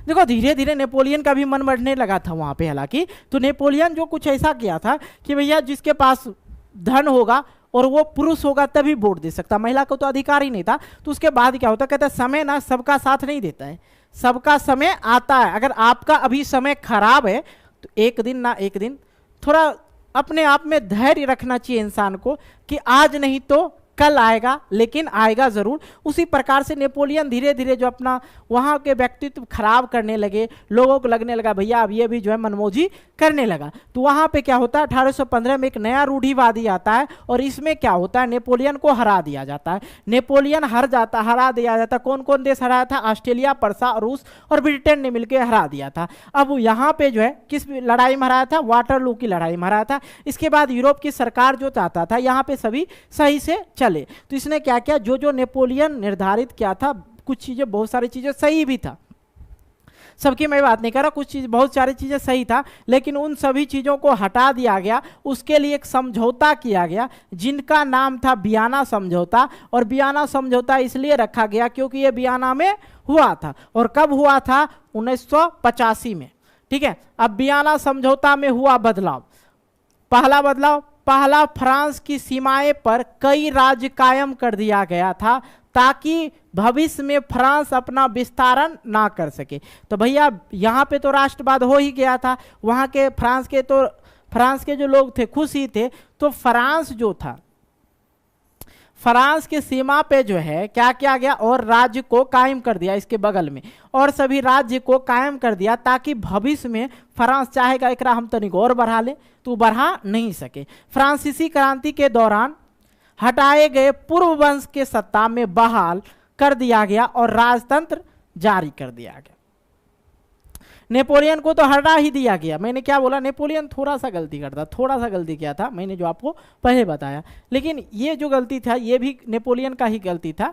लेकिन क्या होता है आखिरकार, रूढ़िवादी जो आता है, रूढ़िवादी 1815 में नेपोलियन को हटा दिया जाता है और वहाँ पे सारा नेपोलियन के लगाए गए सभी काम को हटा दिया जाता है, नियम शर्त सब चीज़ें अपना अलग करने लगता है। तो ये चीज़ें होने लगता है और फिर से फ्रांस पे जो है क्या होने लगता है, फ्रांस पे राजतंत्र जारी कर देता है। और जो पूर्व वंश था, कौन सा? बुर्बो वंश।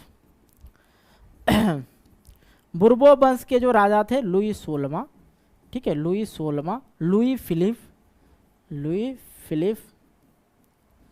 फिलिप, ठीक है, ये सब थे।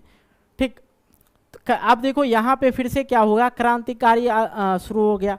क्रांतिकारी मतलब अब यहाँ पे राजा राज कर चुके थे और यहाँ पे जो है राष्ट्रवादी आंदोलन जब चल रहा था तो वहाँ जब राजतंत्र था तो प्रजातंत्र था तो बहुत अच्छा लग रहा था। नेपोलियन का शासन भी उन लोग को बहुत भारा था, थोड़ा सा मिस्टेक गलती होता था तो उसको ज़्यादा वे में वो नहीं लेते थे, ठीक है। लेकिन अब तो कुछ हद से ज़्यादा ही पार हो गया था, तो फिर से वहाँ पे क्या हुआ, क्रांतिकारी उत्पन्न होने लगे। क्रांतिकारी जो देश के लिए लड़े, जो सबके लिए सामूहिक लड़ाई करे, क्रांतिकारी कहलाते हैं।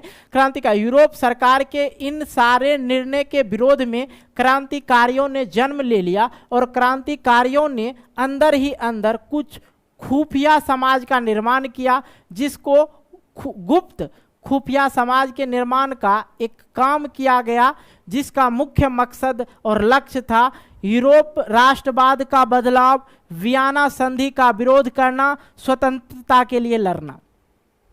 जो सरकार था ये यूरोप के जो सरकार थे, जो फ्रांस पे सभी चीज़ों को अलग कर दिया गया था, क्योंकि एक सम्मेलन हुआ था जिसमें बोला था कि भैया इसको पटकना है। तो पहले क्या हुआ था, लुई फिलिप को ध्यान समझिएगा एक बार और, देखो पहले समझते हैं। फ्रांस में जो फ्रांसीसी क्रांति हुई थी 1789 में हुआ था, और ये क्रांति में जो था क्या हुआ, लुई फिलिप को मार दिया गया था। लुई 16वां को जो है मार दिया गया था। क्या कर दिया गया था, मार दिया गया था।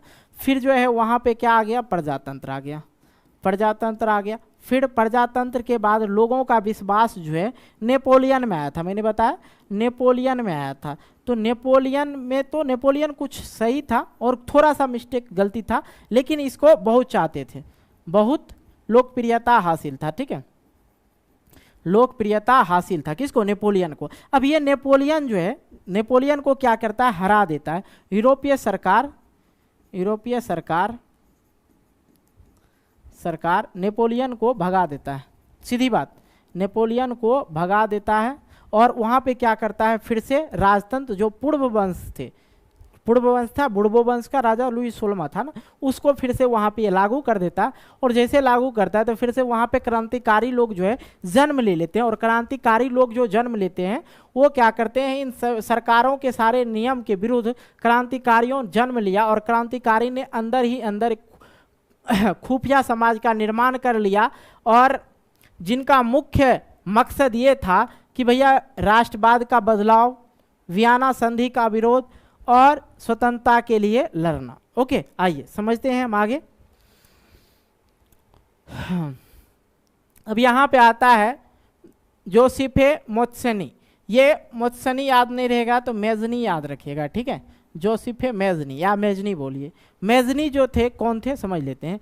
मेजनी एक इटालियन थे जिन्होंने अंदर ही अंदर दो गुप्त संगठन का स्थापना किया, यंग इटली और यंग यूरोप। याद रखना, अगर प्रश्न पूछ दे कि यंग इटली और यंग यूरोप के संस्थापक कौन थे, कौन संगठन किया था, तो याद रखना कौन, मेजनी, ठीक है। और सभी रूढ़िवादी मेजनी से डरते थे, इटली के एकीकरण करना चाहता। जो रूढ़िवादी लोग थे, रूढ़िवादी के बारे में बताए थे ना आप लोग को, जो रूढ़िवादी लोग थे वो मेजनी से डरते थे इटली का एकीकरण करने के लिए। अब यहाँ से हम लोग इटली के एकीकरण के बारे में समझेंगे। क्रांतिकारियों का जो योग रहा 1830 से 1848 से, सबसे पहले ये समझ लेते हैं। यूनान में स्वतंत्रता के लिए संघर्ष 1821 से ही प्रारंभ हो गया था, ठीक है। यूनानी लड़ाई में अनेक मदद किया, ठीक है, यूनानी लड़ाई में अनेक मदद किया। इस लड़ाई में यूनानी खुद थे और कुछ पश्चिमी यूरोप के लोग थे, और कुछ कलाकारों ने अपनी पेंटिंग से इसमें मदद किया। और कवि भी कविता लिख के, कवि जो है कवि क्या करते थे, कविता लिख के। अभी क्रांतिकारियों का युग 1800 युग होना चाहिए, यहाँ पे क्या होना चाहिए, युग होना चाहिए, ठीक है, युग। क्रांतिकारियों को युग 1830 से 1848 की कहानी पहले समझ लेते हैं, उसके बाद इटली वगैरह में जानेंगे, ठीक है। ये जो यूनान में स्वतंत्रता के लिए संघर्ष जो 1821 से ही प्रारंभ हो गया था, यूनान की लड़ाई में अनेक मदद किया, यूनानी लड़ाई में अनेक मदद किया। इस लड़ाई में यूनानी खुद थे, उसके बाद पश्चिमी यूरोप थे और कुछ कलाकार क्या करता था, पेंटिंग, क्या करता था, पेंटिंग करके लोगों को समझाते थे ताकि उसके अंदर राष्ट्रवाद की भावना आए। सबके अंदर राष्ट्रवाद की भावना नहीं आ रहा था, कुछ खुश थे, कुछ लोग अपने मस्त थे। जैसे महात्मा गांधी, भारत में राष्ट्रवाद ये आंदोलन बहुत सारे चीजें हुआ था ना, भारत के लोग को चाहते थे वो सत्य और अहिंसा पे विजय करवावे, लेकिन कुछ लोग ऐसे थे जो खुश थे, काहे लड़ेंगे, असहयोग आंदोलन क्या बेर फेल हो गया था, लोग चाहवे नहीं करता था, हट जाता था, तो ये सब चीजें होती थी। ये जो था यूरोप के जो लोग थे उसने क्या किया, कलाकारों को पेंटिंग बनाने के लिए बोला कि इस तरह से पेंटिंग बनाइए ताकि राष्ट्रवाद की भावना उनके अंदर जगे। और कवि लोग को बोला कविता इस प्रकार लिखिए, पत्रिका में इस प्रकार छापिए कि राष्ट्रवाद की भावना जगे। इसमें पूरे यूरोप में राष्ट्रवाद का विचार बहुत ही मजबूत हो गया। और युद्ध के बाद 1832 में कुस्तुतुनिया का संधि पेश किया गया, जिसमें यूरोप के एक स्वतंत्र राष्ट्र घोषित कर दिया गया। यह चीज समझ में आया जी?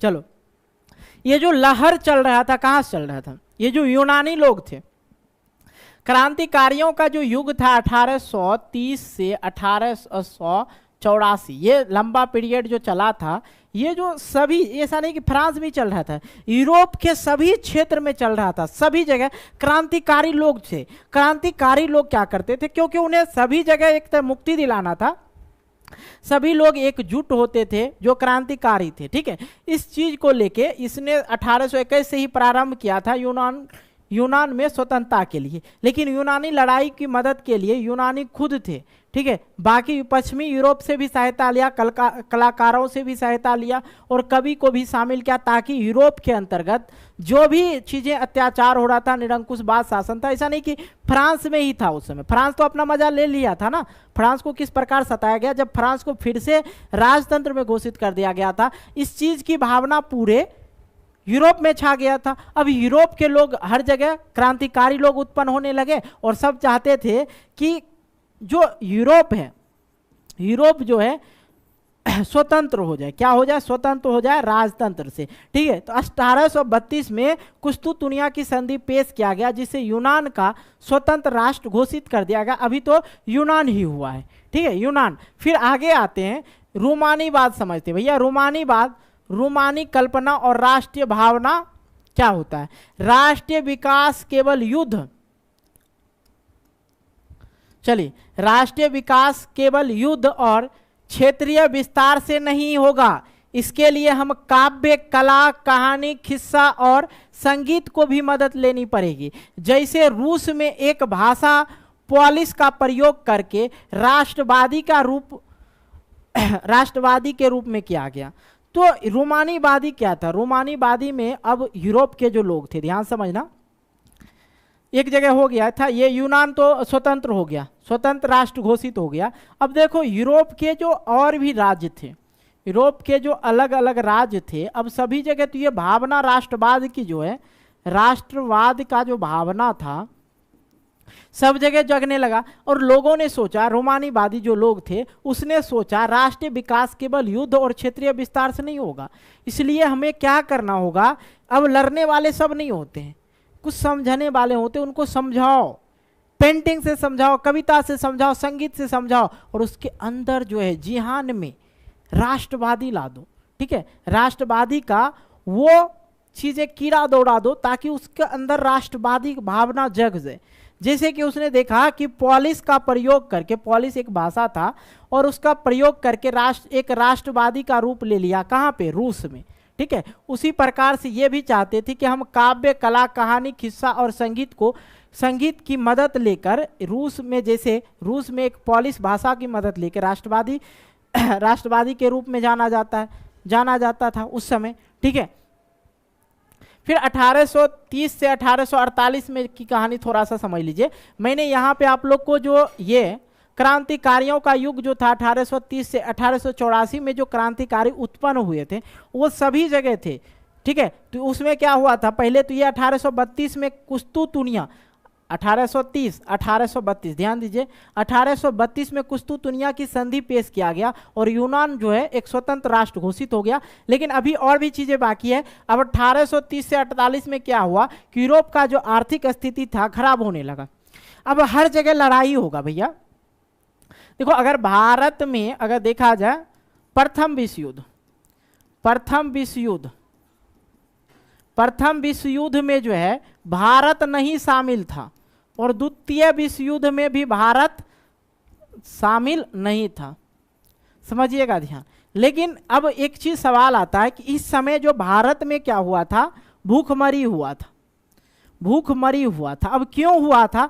लेकिन भारत शामिल नहीं था, लेकिन भारत के नागरिक तो शामिल था, क्योंकि उस समय जो था भारत पे ब्रिटेन का शासन था। और ब्रिटेन जिसे को अंग्रेजवा बोलते, क्या बोलते हैं, अंग्रेज, ठीक है, अंग्रेज लोग का शासन था। तो अंग्रेज लोग क्या करते थे, भारत के लोग को लेके जाते थे प्रथम विश्व युद्ध और द्वितीय विश्व युद्ध में लड़ाने के लिए, क्योंकि भारत पे ब्रिटेन लोग का शासन था उस समय, ठीक है। तो इसी प्रकार से जब एक जगह एक देश से दूसरे देश का जब भी लड़ाई होगा तो किसी भी देश का आर्थिक स्थिति खराब ही होगा। तो ये जो लड़ाई था इतना लॉन्ग पीरियड देखा जाए 1830 से 1884 तक जो क्रांतिकारियों का युग रहा, क्रांतिकारी का जो युग रहा, इसमें क्या हुआ ध्यान से समझना, इसमें जो है एक देश दूसरे देश से परेशान था, लड़ाई कर रहा था एक देश दूसरे देश से कि भैया हमें यहाँ पे यूरोप में राष्ट्रवाद लाना था। जो क्रांतिकारी लोग थे सभी देश से मिलके एक एक देश को स्वतंत्र करने के लिए सोचा था, ठीक है। तो 1832 में तो वो यूनान स्वतंत्र ही हो गया। तो यूरोप की जो आर्थिक स्थिति थी बहुत कठिन हो गई थी। इस समय में यूरोप की स्थिति इतना डगमगा गया था कि भूखमरी यूरोप में शुरू हो गया, क्योंकि इस समय यूरोप के लोगों ने खेतों में अनाज के लिए जो पौधे लगाए थे वो सभी डूब गए और इधर भूखमरी शुरू हो गई और बहुत ही ज़्यादा कठिनाई का सामना करना पड़ा इस समय। और इस समय यूरोप को हालत बहुत बुरा हो गया था। मैंने बताया कि पहला तो रीजन ये हो गया कि भैया लड़ाई हो रहा था तो इसके वजह से भी भूखमरी होती है। दूसरी बात कि 1830 से जो 48 में हुआ था उसके बीच में एक बार बाढ़ आ गया था, पानी आ गया था, जो फसल किसान लोग लगाए भी थे वो भी डूब गए। अब इनके पास तो ना तो पैसा बचा ना कुछ बचा, ना यहाँ तो लड़ाई चल रहा, विवाद चल रहा, समाज में तो वही चल रहा है ना।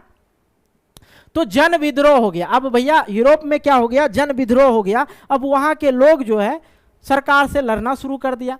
यूरोप के जितने भी लोग थे उसने सरकार के खिलाफ विद्रोह स्टार्ट शुरू कर दिया। वह लोग बताना चाह रहा था कि आपकी अब मनमानी नहीं चलेगी, क्योंकि अब हम लोग भूखे मर जाएंगे। आपका नियम शर्त मुझे पसंद नहीं है, आप हमें जो जरूरत है उस चीजों को पूर्ति करें, ठीक है। अब जन विद्रोह जो हुआ था ये यूरोप में हुआ। यूरोप में क्यों हुआ कि यूरोप के जो लोग थे पहले तो लड़ाई कर रहे थे। क्या कर रहे थे? लड़ाई कर रहे थे। क्रांतिकारी जो लोग थे, क्रांतिकारी अपने क्रांतिकारी एक कार्य में लग गया था। और जो बाकी लोग थे वो तो खेती बाड़ी किए थे। और उसी समय में क्या आ गया था, बाढ़ आ गया था। और बाढ़ में सभी फसल क्या हुआ, फसल जो है नष्ट हो गया, जिसके वजह से ज़्यादा भूखमरी आ गया और इनके पास कुछ भी नहीं बचा, क्योंकि लड़ाई चल रहा था और लड़ाई में सभी पैसे वगैरह सब चीज़ खत्म हो गया था क्रांतिकारी के पीछे। तो ये चीज़ें चलने लगी। अब जो है डायरेक्ट विद्रोह हो गया, जन विद्रोह। लोगों का विद्रोह को जन विद्रोह बोला जाता है। यूरोप के जितने भी लोग थे उसने सरकार के खिलाफ विद्रोह स्टार्ट कर दिया और वहाँ के लोग बताना चाह रहा था कि भैया अब आपकी मनमानी नहीं चलेगी, हमें ज़रूरत की सामानें दो, नहीं तो भैया हम मर जाएंगे, ठीक है। आते हैं फिर क्या होता है, जर्मनी का एकीकरण, ठीक है। जर्मनी के एकीकरण के बारे में हम लोग समझ लेते हैं। 1848 की कहानी सुनाते हैं। यूरोपियन सरकार बहुत कोशिश किया परंतु वह जर्मनी का एकीकरण नहीं कर पाया, क्योंकि राष्ट्र निर्माण के लिए यह उदारवादी पहल राजशाही और फौज ने मिलकर दबा दिया। जो यूरोप के सरकार थे उसने सोचा कि यूरोप के जो सरकार थे उसने क्या सोचा, जर्मनी का एकीकरण नहीं, एकीकरण कर दे, लेकिन ये ऐसा संभव नहीं हो पाया क्योंकि वहां पे जो राजशाही, उदारवादी पहल और राजशाही था। अब राजशाही क्या होता था, राजाओं का शासन, राजशाही चल रहा था, ये चीजें जो था, और फौज ने मिलकर इस चीज को दबा देते थे। और यह भार जो है परसा ने ले लिया, परसा ले लिया। उस समय परसा का मुख्यमंत्री ओटोमन बिस्मार्क था, ठीक है, जिनको परसा राष्ट्रीय एकीकरण के नेतृत्व किया। थोड़ा सा पानी पी लेते हैं तब समझाते आगे।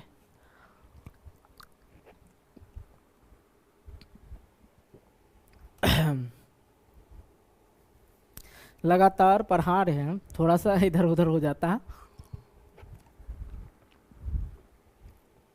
चलो भाई कोई नहीं, इसको हम पहले हटा लेते हैं। चलिए जर्मनी के एकीकरण के बारे में हम लोग समझते हैं। 1848 में सरकार बहुत कोशिश कर रहा था कि भैया जर्मनी का एकीकरण हो जाए, लेकिन होता क्या था, जैसे वो सोचता था वो नहीं कर पाता था, क्योंकि राष्ट्र निर्माण यहाँ यह उदारवादी पहल, राजशाही और फौज मिलकर दबा देते थे। ठीक है, राष्ट्र निर्माण के लिए जब भी सोचते थे वहाँ सरकार, तो भैया फौज और राजशाही जो लोग थे वो दबा देते थे। अब ये क्या क्या, यह भार परसा ने ले लिया। उस समय परसा का मुख्यमंत्री ओटोमन बिस्मार्क था, जिनको परसा राष्ट्रीय एकीकरण के नेतृत्व किया, और 7 वर्ष के दौरान ऑस्ट्रेलिया, डेनमार्क और फ्रांस से तीनों से युद्ध में परसा की जीत हुई। परसा बहुत ज्यादा शक्तिशाली था, समझे, परसा जो था बहुत ज्यादा शक्तिशाली था, और इसने ऑस्ट्रेलिया, डेनमार्क, फ्रांस तीनों से युद्ध में परसा की जीत हुई, और एकीकरण की प्रक्रिया पूरी हुई, और जनवरी 1871 ईस्वी में वर्साय में हुआ था। वर्साय में एक समारोह में परसा ने राजा विलियम प्रथम को जर्मनी का सम्राट घोषित कर दिया।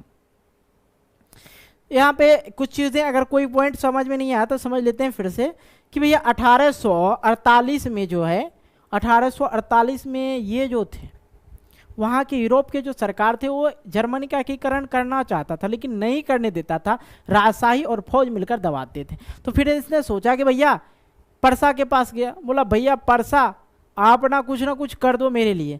तो परसा क्या किया, इसकी जिम्मेवारी ले लिया कि भैया टेंशन मत लो, मैं कर देता हूं उसने। और उस समय जो था परसा का मुख्यमंत्री ओटोमन बिस्मार्क था, और बिस्मार्क के नेतृत्व में एकीकरण की शुरुआत हुई, और 7 वर्ष के दौरान, ठीक है, ये जो पीरियड चला था 7 वर्ष का चला था, और ऑस्ट्रेलिया, डेनमार्क, फ्रांस तीनों से ये परसा युद्ध जीत गए, और एकीकरण की प्रक्रिया पूरी हो गई। और जनवरी 1871 में वर्साय में एक समारोह हुआ। परसा ने क्या किया, राजा विलियम प्रथम को जर्मनी का सम्राट घोषित कर दिया गया। ठीक है, ओके, ये चीज समझ में आया। अब जर्मनी की एकीकरण में बाधाएं क्या थी, अगर प्रश्न पूछा जाए जर्मनी के एकीकरण में बाधाएं क्या थी, समझिएगा। जर्मनी पूरी तरह से विखंडित राज्य था। विखंडित का मतलब कि टूटा हुआ भाग था, इस प्रकार से टूटा हुआ था, विखंडित राज्य था। इसमें 300 छोटे छोटे राज्य थे। इसमें धार्मिक, राजनीतिक तथा सामाजिक विषमताएं मौजूद थी। वहां परसा शक्तिशाली राज्य था, अपना प्रभाव बनाए हुए था। उसने जर्मनी राष्ट्रवाद की भावना का अभाव था, जिसके कारण एकीकरण का मुद्दा उसके समझ में नहीं आ रहा था। ये चीज समझ में आया जी, कि जर्मनी के एकीकरण की बाधाएं क्या थी। जर्मनी जो था छोटे छोटे राज्य में विभाजित था, लगभग 300 से अधिक राज्य में ये बटा हुआ था। ठीक है, और उसमें धार्मिक, राजनीतिक और सामाजिक विषमताएं था। ठीक है, क्या था, विषमताएं था।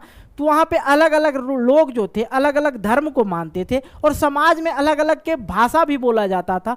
और इस चीज के बारे में, जबकि वहां पे एक राज्य था, क्या था, परसा।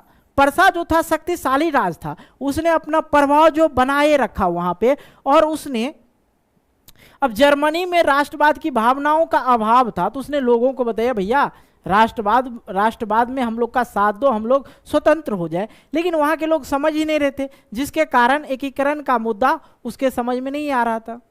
बात समझ में आया ये चीजें, कि फिर से एक बार और हम फिर से रिपीट करते हैं, क्योंकि ये इंपॉर्टेंट है। ठीक है, एक बार देखो, वहां प्रशासक्तिशाली राज था एवं अपना प्रभाव बनाए हुए थे, उसमें जर्मनी राष्ट्रवाद की भावना का अभाव था, जिसके कारण एकीकरण का मुद्दा उसके समझ में, वहां के लोगों के समझ में नहीं आ रहा था। ठीक है, ये एकीकरण की बाधाएं थी। अब इटली जर्मनी का एकीकरण, इतिहास में 19वीं सदी के पहले इटली में 13 राज था और इटली के एकीकरण का जनक जोसेफे मेज़नी को माना जाता है और मेज़नी का जन्म जनेवा में हुआ था। इटली के एकीकरण में सबसे बड़ा बाधक ऑस्ट्रेलिया कौन था? ऑस्ट्रेलिया था। और इटली की समस्या काउंट काबूर ने इटली की समस्या को काउंट काबूर ने अंतरराष्ट्रीय समस्या बताया ताकि वहां के लोगों को लगे, अब देखो अंतरराष्ट्रीय समस्या मतलब देशों का समस्या, सभी देशों का समस्या, विश्व समस्या बता दिया। क्यों? ये बिस्मार्क काउंट काबूर जो थे उसने इटली की समस्या को अंतरराष्ट्रीय समस्या बना दिया और इटली के एकीकरण की तलवार गैरीबल्डी को कहा जाता। ध्यान दीजिएगा, इटली के एकीकरण श्रेय जो है किसको जाता है? इटली के एकीकरण का श्रेय मेज़नी, काउंट काबूर और गैरीबल्डी, इन सभी के बारे में हम लोग चर्चा करेंगे। यंग इटली की स्थापना 1831 ईस्वी में हुआ। कौन किया था? मेज़नी ने किया था। ये कुछ जो इंपॉर्टेंट फैक्ट्स था वो मैं आपके साथ शेयर कर दिया हूं। ठीक है, आइए, गैरीबल्डी लाल कुर्ती नाम से देखो, गैरीबल्डी लाल कुर्ती नामक सेना का गठन किया था। ठीक है, यहाँ पे नाम लिखा गया नामक। अगर आपसे सवाल पूछा जाए लाल कुर्ती नामक सेना का गठन किसने किया था, तो याद रखना गैरीबल्डी ने। विक्टर एमोनियल सार्डिनिया का शासक था और इटली के एकीकरण की शुरुआत में लोम्बार्डी और सार्डिनिया राज्यों के मेल से हुई थी। इटली की एकीकरण की शुरुआत लोम्बार्डी और सार्डिनिया ये दोनों राज्य के मेल से जो है इटली का एकीकरण संभव हो सका।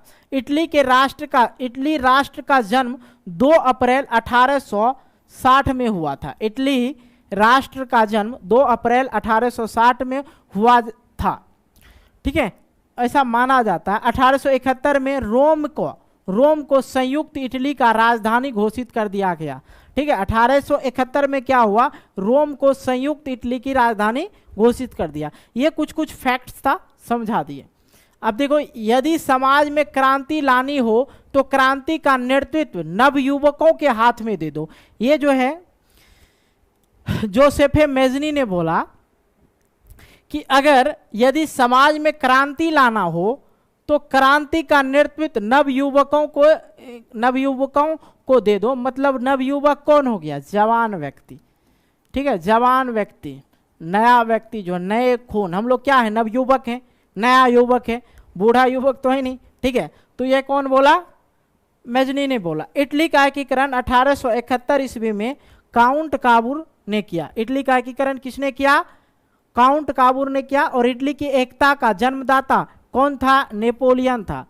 ठीक है, इटली के एकीकरण का जन्मदाता कौन था? नेपोलियन था।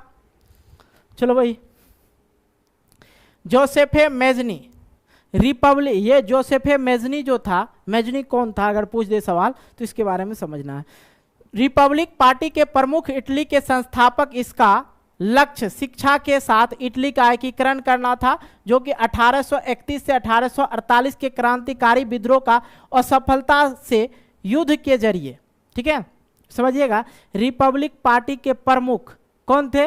मेज़नी थे। इटली के संस्थापक, इसका लक्ष्य शिक्षा के साथ इटली का एकीकरण और 1831 से 1848 जो क्रांतिकारियों का विद्रोह था वो असफलता से युद्ध के जरिए इतालवी राज्य को जोड़ने की जिम्मेदारी सार्डिया और पीडमाउंट के शासक विक्टर एमोनियल द्वितीय पर आ गया था। ठीक है, जोसेफे मेज़नी के बारे में आपने नहीं समझा। जोसेफे मेज़नी कौन था? मेज़नी कौन था? रिपब्लिक पार्टी के प्रमुख थे और इटली के संस्थापक। लक्ष्य और शिक्षा के साथ इटली का एकीकरण करना चाहता था, लेकिन क्या हुआ? 1831 से 1848 की क्रांतिकारी विद्रोह असफल रहा और युद्ध के जरिए इतालवी राज्य को जोड़ने की जिम्मेदारी सार्डिया और पीडमाउंट के शासक विक्टर एमोनियल द्वितीय पर आ गया। ठीक है, ये जो जब असफल हो गया तो ये जो सार्डिया और पीडमाउंट के शासक जो था कौन था, विक्टर एमोनियल द्वितीय पर आ गया, क्योंकि 1831 से 1848 का जो विद्रोह हुआ वो असफल रह गया और ये चाहते थे कि इतालवी राज्य को जोड़ ले, लेकिन नहीं हुआ। लेकिन उसके बाद ये किसको दे दिया, बोला भैया विक्टर एमोनियल आप इस चीज को संभाल लो। ठीक है, काबूर यह ना ही क्रांतिकारी थे और ना राजतंत्र में विश्वास था इसको, फिर भी ये एक काबूर कौन था, काउंट काबूर कौन था, ना तो ये क्रांतिकारी थे और ना राजतंत्र में विश्वास रखता था और यह इस एकीकरण प्रक्रिया में सहयोग और नेतृत्व किया अपने चतुर कूटनीतिज्ञ से। फ्रांस और ऑस्ट्रेलिया के बीच से जो युद्ध हुआ था उसमें काबूर ने जीत लिया। ये जो काउंट काबूर था, ठीक है, काउंट काबूर जो था ना तो ये क्रांतिकारी थे ना जनतंत्र में ये विश्वास रखते थे, इनको लोगों में भी विश्वास नहीं था। ठीक है, चलो भाई थोड़ा सा ड्रिंक करते हैं, पानी पीते हैं तब समझते हैं।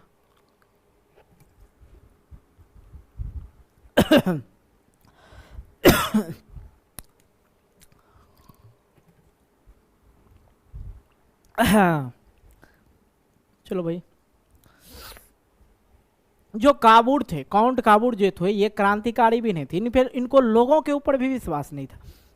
लेकिन इसके अंदर जो था एक चीज था, चतुर और कूटनीतिज्ञ था। जो फ्रांस और ऑस्ट्रेलिया के बीच में जो है भेदभाव डाला गया, जो युद्ध हुआ था, कहता है जो चीज आप ताकत से नहीं जीत सकते वो कूटनीतिज्ञ से जीत सकते।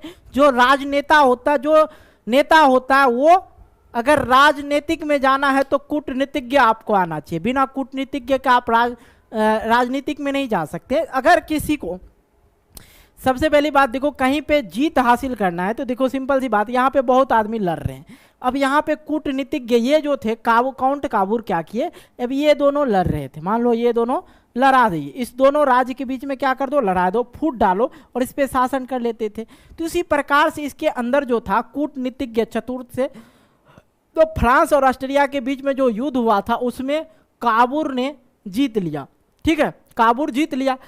तो काबूर ना क्रांतिकारी थे और ना राजतंत्र में, ना लोगों पे इसको विश्वास था।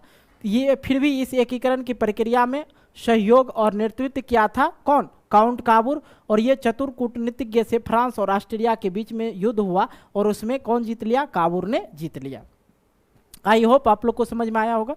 आइए, जोसेफ गैरिबाल्डी, ठीक है, हीरो ऑफ रेड शर्ट के नाम से जाना जाता था और 1807 में वे दक्षिण इटली और 2 सिसिलिया के राज्य में प्रवेश कर गए और स्थानीय किसानों का समर्थन पाने में सफल रहा और स्पेनिश शासकों के युद्ध में बड़ा योगदान रहा। और इस तीनों के वजह से इटली का एकीकृत हो गया और विक्टर एमोनियल द्वितीय को एकीकृत इटली का राजा घोषित कर दिया, क्योंकि वह दयालु था और सार्डिनिया के राजा भी रह चुके थे।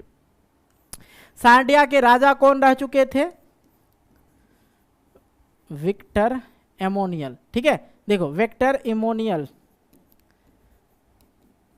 ध्यान से समझिएगा। यहाँ पे देखो, ये जोसेफ गैरिबाल्डी था, इसे हीरो ऑफ रेड शर्ट के नाम से जाना जाता था और 1807 में ये क्या किया, दक्षिण इटली और 2 सिसिलियों के राज्य में प्रवेश कर गया, इंटर लिया। और ये जो है वहाँ के स्थानीय लोगों से और किसानों लोगों का समर्थन पा रहा था कि बोला कि भैया अगर आप चाहते हैं कि हम यहाँ पे फ्री होके स्वतंत्र होके घूमें तो आपको मेरा साथ देना होगा। तो लोगों ने यहाँ पे इनका खुल के साथ दिया और स्पेनिश शासक के युद्ध में बड़ा योगदान रहा, स्पेनिश शासक के युद्ध में बड़ा योगदान रहा।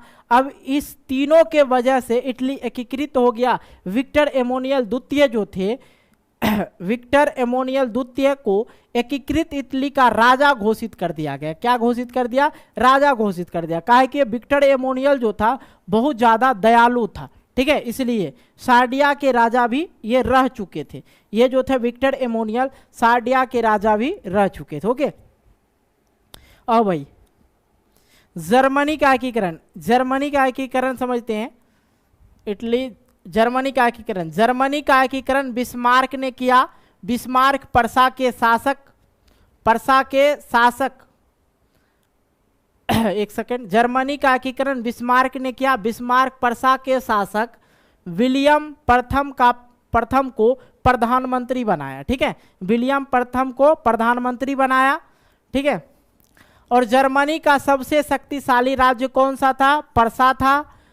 और बिस्मार्क जर्मनी का एकीकरण पर्सा के नेतृत्व में करना चाहता था। विलियम को जर्मनी संघ के सम्राट का ताज 8 फरवरी 1871 ईस्वी में पहनाया गया। और बिस्मार्क को सबसे अधिक भय किस चीज से था? फ्रांस से। तो भैया यहाँ पे कहानी क्या होता?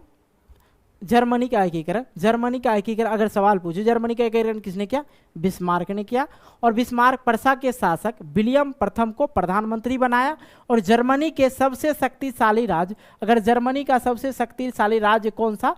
पर्सा था, बहुत ज़्यादा मजबूत था। बिस्मार्क जो था मेजनी का एकीकरण पर्सा के नेतृत्व में करना चाहता था, लेकिन ये जो था विलियम को जर्मन संघ का सम्राट बना दिया। और 8 फरवरी 1871 ईस्वी में ये उसको साम्राज्य दे दिया। बिस्मार्क को एक ही इंसान से जड़ था, वो था फ्रांस, क्योंकि जो राष्ट्रवादी आंदोलन शुरू हुआ था वहीं से शुरू हुआ था। ओके, बिस्मार्क ने क्या किया? 8 फरवरी 1871 में विलियम प्रथम को जर्मन संघ का ताज पहनाया। और बिस्मार्क को सबसे अधिक डर फ्रांस से था। ठीक है, ऑस्ट्रेलिया का चांसलर मेटरनिक था।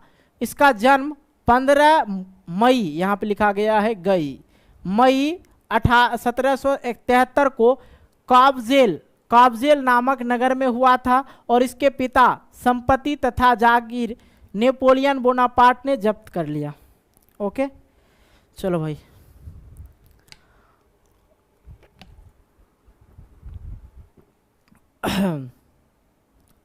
देखो बिस्मार्क जो था 18 उसको ताज पहना दिया। बिस्मार्क को जो था सबसे अधिक डर किससे था? फ्रांस से था। अब यहाँ पे ऑस्ट्रेलिया का चांसलर मेटरनिक जो था, इसके बारे में हम थोड़ा सा समझ लेते हैं। इसका जन्म 15 मई 1718, अरे यार जवान है, फिसल जा रहा। ठीक है, 1773 को काब्जेल नामक नगर में हुआ था। और इनका पिता संपत्ति, इनका जो पिता का जो संपत्ति था भैया नेपोलियन बोनापार्ट ने जब्त कर लिया था। इनका शादी की अगर मैं बात करूं, ऑस्ट्रेलिया का चांसलर जो मेटरनिक था, इनका शादी जो हुआ था 1795 ईस्वी में ऑस्ट्रेलिया के तत्कालिक चांसलर की कनिज की पुत्री के साथ हुआ था। फ्रैंकफर्ट की संधि, ठीक है, का 7 मई 1848 ईस्वी में किया गया था।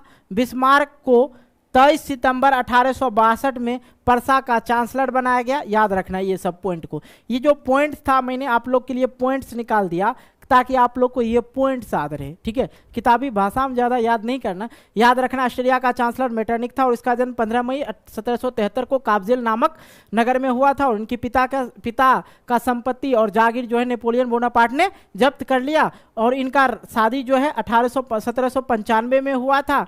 और उस समय किसके साथ हुआ था? तो ऑस्ट्रेलिया के तत्कालीन चांसलर कनिज की पुत्री के साथ हुआ था। और फ्रैंकफर्ट की संधि अगर पूछे तो मई 1848 में बताना है। और बिस्मार्क को 23 सितंबर 1862 में पर्सा का चांसलर बनाया गया। ये जो पॉइंट्स था इसे याद रखना है। अब देखो 1866 में सेरेजोवा का युद्ध में ऑस्ट्रेलिया पर्सा के आगे आत्मसमर्पण कर दिया। 1866 में क्या हुआ? सेरेजोवा के युद्ध में ऑस्ट्रेलिया ने पर्सा के आगे आत्मसमर्पण कर दिया, भैया अब मेरे से नहीं होगा। फिर क्या हुआ? 23 अगस्त 1866 में संधि में ऑस्ट्रेलिया जर्मन संघ में शामिल हो गया। ऑस्ट्रेलिया क्या जर्मन संघ से शामिल हो गया। अब देखो यहाँ पे क्या हुआ, सेरेजोवा के युद्ध में ऑस्ट्रेलिया पर्सा के आगे आत्मसमर्पण, पर्सा जो बहुत शक्तिशाली था, पर्सा क्या था? बहुत शक्तिशाली था, तो ऑस्ट्रेलिया आत्मसमर्पण कर दिया। ठीक है, आत्मसमर्पण कर दिया। ठीक है, और ये जो है 23 अगस्त 1866 में संधि में ऑस्ट्रेलिया क्या फिर जर्मन, ठीक है, देखो जर्मन और ऑस्ट्रेलिया ऑस्ट्रेलिया, ये दोनों अब फिर मिल गए। कब मिल गए थे? 23 अगस्त 1866 ईस्वी में। ये दोनों, इसको जो ऑस्ट्रेलिया को परसा पसार दिया था, परसा जो है बहुत मार मारा था, ठीक है, इसको आत्मसमर्पण कर दिया था। 15 जुलाई 1870 ईस्वी को परसा और फ्रांस के बीच में सेडान का युद्ध हुआ। फिर सेडान का युद्ध हुआ। अब नेपोलियन तृतीय ने परसा के आगे 1 सितंबर 1870 को आत्मसमर्पण कर देता है। ये इतने मजबूत थे, ठीक है। 10 मई 1871 ईस्वी को फ्रांस और परसा के बीच फ्रैंकफर्ट की संधि, फ्रैंकफर्ट की होता ना यहाँ पे, फ्रैंकफर्ट की संधि हुई थी, ठीक है। ये जो फ्रैंकफर्ट होना चाहिए यहाँ पे, फैक्कर नहीं, फ्रैंकफर्ट की संधि हुई थी। और सेडान के युद्ध के बाद जर्मनी का एकीकरण समाप्त हो गया। आई होप आप लोग समझ गए, परसा बहुत ज्यादा मजबूत था, ठीक है। अब देखो ब्रिटेन के बारे में थोड़ा सा समझ लेते हैं, ब्रिटेन के बारे में हम लोग थोड़ा सा चर्चा कर लेते हैं, ठीक है। स्कॉटलैंड में 18वीं शताब्दी से पहले कोई भी ब्रिटिश नेशन नहीं था और 1688 में इंग्लैंड वालों ने राजशाही सत्ता ले लिया और इंग्लैंड राष्ट्र बन गया, ठीक है। ब्रिटिश, ये जो देखो राजशाही सत्ता जब तक नहीं लेगा तब तक संभव है मेरे भाई, नहीं है। तो ये जो स्कॉटलैंड जो था, ब्रिटेन के बारे में थोड़ा सा पढ़ा रहे हैं, ठीक है। ब्रिटेन, ये थोड़ा समझ लीजिए, ज़्यादा नहीं। स्कॉटलैंड 18वीं शताब्दी से पहले भी ब्रिटिश नेशन नहीं था, लेकिन 1688 में इंग्लैंड वालों ने राजशाही सत्ता ले लिया, ठीक है, और इंग्लैंड राष्ट्र बन गया। और ब्रिटिश साम्राज्य में अंग्रेज, वेल्स, स्कॉट या आयरिश जैसे ढेर सारे देश समाज थे जिसमें निजातीय कहा जाता था। ब्रिटेन साम्राज्य में अंग्रेज, वेल्स, स्कॉट या आयरिश जैसे ढेर सारे समाज थे, देश थे, ठीक है, जिसे निजातीय बोला जाता था। ये चीज समझ में आया भैया? ब्रिटिश साम्राज्य में अंग्रेज, वेल्स, स्कॉट या आयरिश जैसे ढेर सारे देश थे, ठीक है, और जिसे क्या बोला जाता था? उसको निजातीय कहा जाता था, ठीक। औद्योगिक क्रांति के बाद ब्रिटेन की आर्थिक स्थिति बहुत बढ़ गया और इंग्लैंड तथा स्कॉटलैंड के बीच Act of Union, United Kingdom of Great Britain का गठन हुआ। कुछ साल बाद इसके अंदर आयरलैंड को भी जोड़ा गया और ब्रिटेन एक नया राष्ट्र बन गया। ये कुछ ज्यादा चीज तो था ना, इसे पूछा भी नहीं जाता, ठीक है। चलो आगे देखते हैं, ये क्या हुआ? इंग्लैंड, स्कॉटलैंड और आयरलैंड, इंग्लैंड, स्कॉटलैंड और आयरलैंड दोनों मिलके यूनाइटेड किंगडम का निर्माण किया, राष्ट्र का निर्माण किया। और राष्ट्र के निर्माण के बाद राष्ट्रगान लिखा गया और अंग्रेजी को मुख्य भाषा बनाया गया। ब्रिटेन के जो लोग थे, अंग्रेजी भाषा को मुख्य भाषा बनाया गया और ब्रिटेन का राष्ट्र ध्वज भी बनाया गया। तो यहाँ पे जो था, धीरे धीरे सभी जगह जो राष्ट्रवाद की भावनाएं थी पनप ही रही थी। तो लगभग जगह होने के बाद तब जो है ब्रिटेन की बारी आती है। और ब्रिटेन 18वीं शताब्दी से पहले वहाँ पे कोई भी नेशन नहीं था। 1688 में उसने, इंग्लैंड वालों ने राजशाही सत्ता ले लिया और इंग्लैंड राष्ट्र राज्य बन गया। और ब्रिटिश साम्राज्य में अंग्रेज, वेल्स, स्कॉट या आयरिश जैसे ढेर सारे देश था जिसे निजातीय बोला जाता। मैं दोबारा रिपीट इसलिए कर रहा हूं ताकि समझ में आ जाए। औद्योगिक क्रांति के बाद ब्रिटेन की आर्थिक स्थिति बहुत ही बढ़ गया था, अच्छा हो गया था और स्कॉटलैंड के बीच Scotland Act of Union, United Kingdom of Great Britain हुआ। अब ये जो है कुछ देशों को जोड़ लिया था, जैसे इंग्लैंड, स्कॉटलैंड, आयरलैंड, ठीक है, समझिएगा मेरे भाई।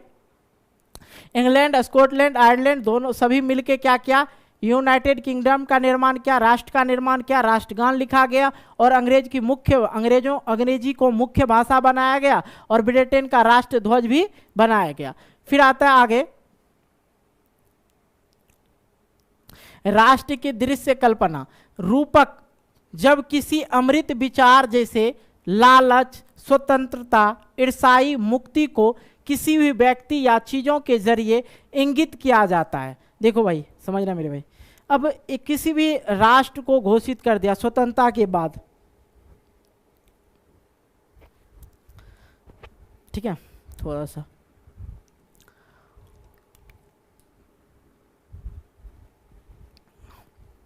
राष्ट्रीय दृश्य कल्पना, समझिएगा।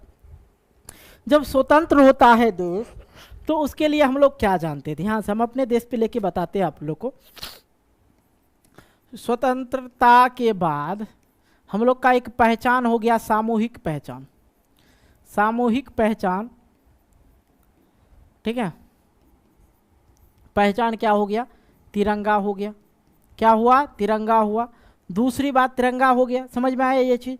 दूसरी बात राष्ट्रगान, राष्ट्रगान लिखा गया। राष्ट्रीय ध्वज जिसको बोला जाता है, इन सभी चीज़ों को एक अलग बनाया गया जिसपे सभी लोगों का एक सामूहिक पहचान है। तिरंगा हम लोग का एक सामूहिक पहचान है।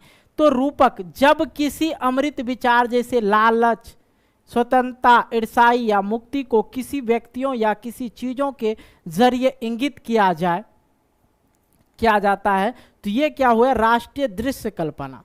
तो राष्ट्रीय दृश्य कल्पना नहीं समझे आप लोग, हाई हो दादा। अभी बताए ना कि एक स्वतंत्रता, जब स्वतंत्रता राष्ट्रीय की बात आता है तो उसकी दृश्य कल्पना, राष्ट्रीय की दृश्य कल्पना किसी चीज़ों से इंगित किया जाता है, जैसे सामूहिक पहचान के लिए तिरंगा, राष्ट्रगान, ये सभी चीज़ों के लिए उपयोग किया जाता है। 18वीं से 19वीं शताब्दी में रूपक का प्रयोग राष्ट्रवादी भावनाओं के विकास और मजबूत करने के लिए बनाया गया। आई होप ये चीज़ समझ में आ गया होगा आप लोग को। अब समझते हैं हम लोग बच्चों राष्ट्रवाद और साम्राज्यवादी क्या होता है, ठीक है। और ये अध्याय जो है यहीं पे अब आप लोग का खत्म हो जाएगा, ठीक है।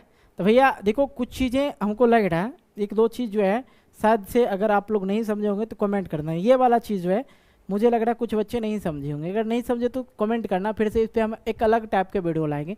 क्योंकि हो गया था इसमें थोड़ा सा कुछ चीज़ें जो है छोड़ दिए, और ये इसलिए छोड़ दिए क्योंकि ये पूछा नहीं जाता मेरे भाई। बाकी चीज़ों इधर जो जितने भी चीज़ था आई होप मैंने सारा चीज़ कवर ही करवा दिया, कोई दिक्कत नहीं हुआ होगा।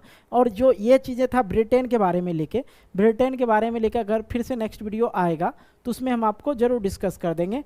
और ये चीज़ें ज़्यादा महत्वपूर्ण नहीं था, जो पॉइंट्स था जो पूछा जाता है, अभी नहीं पूछा जाएगा, ऑब्जेक्टिव में भी नहीं पूछा जाता। अगर तब फिर भी किसी को दिक्कत हुआ होगा तो समझने के लिए तो आप हमें कमेंट बॉक्स में कमेंट करना बताएंगे, ठीक है। अब ये चीज़ तो डायरेक्ट इसलिए कि इसको भी समझ सकते हैं। ब्रिटेन, इंग्लैंड, स्कॉटलैंड और आयरलैंड, ये तीनों मिलके जो है यूनाइटेड किंगडम का निर्माण किया।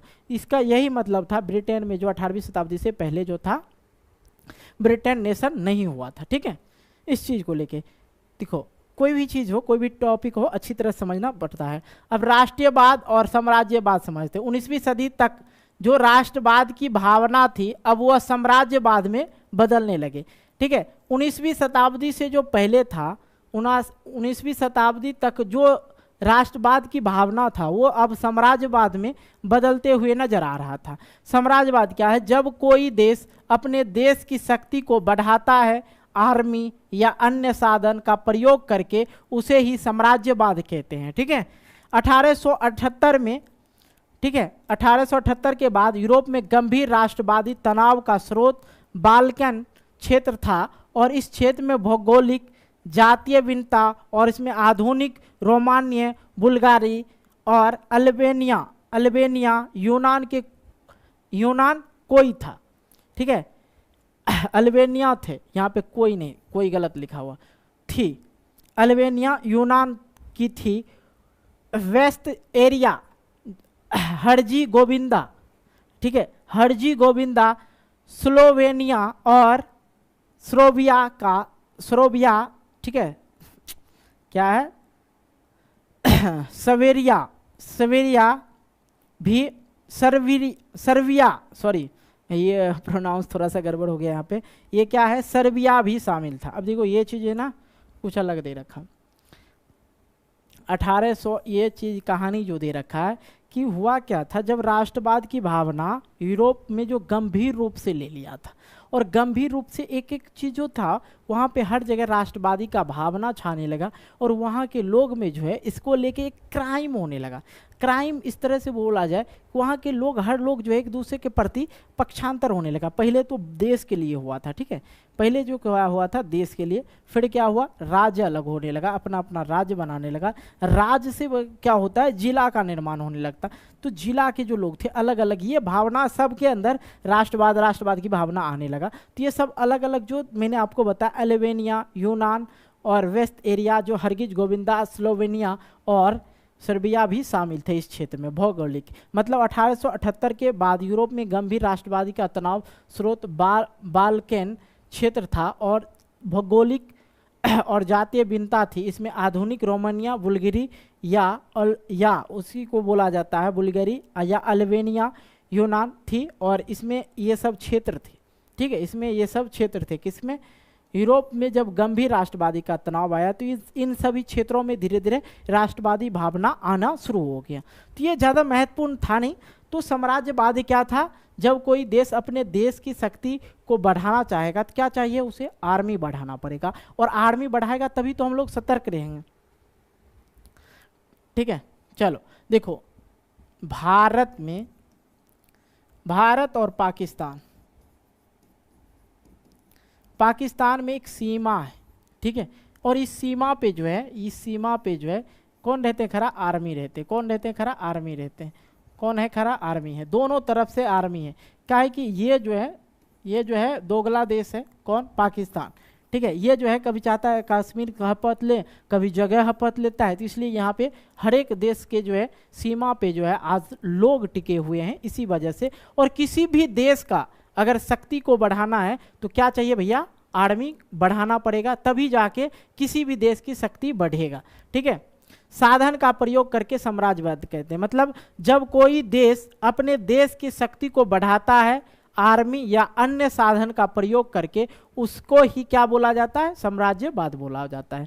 ठीक है, तो यूरोप के जो राष्ट्रवाद में जो था महत्वपूर्ण जो चीजें थी वो आपका ये हो गया जर्मनी का एकीकरण। कभी कभी ये सब प्रश्न जो है पूछ देता है ऑब्जेक्टिव में आप लोग को, तो ये सब चीज ना याद रखना आप लोग। ठीक है, काबुल कौन था, जोसेफ मेजनी कौन था, ये सारी चीजें थी। तो आई होप आप लोग ये सभी चीज समझ गए होंगे, कहीं कोई दिक्कत नहीं है ना जी। चलो भाई,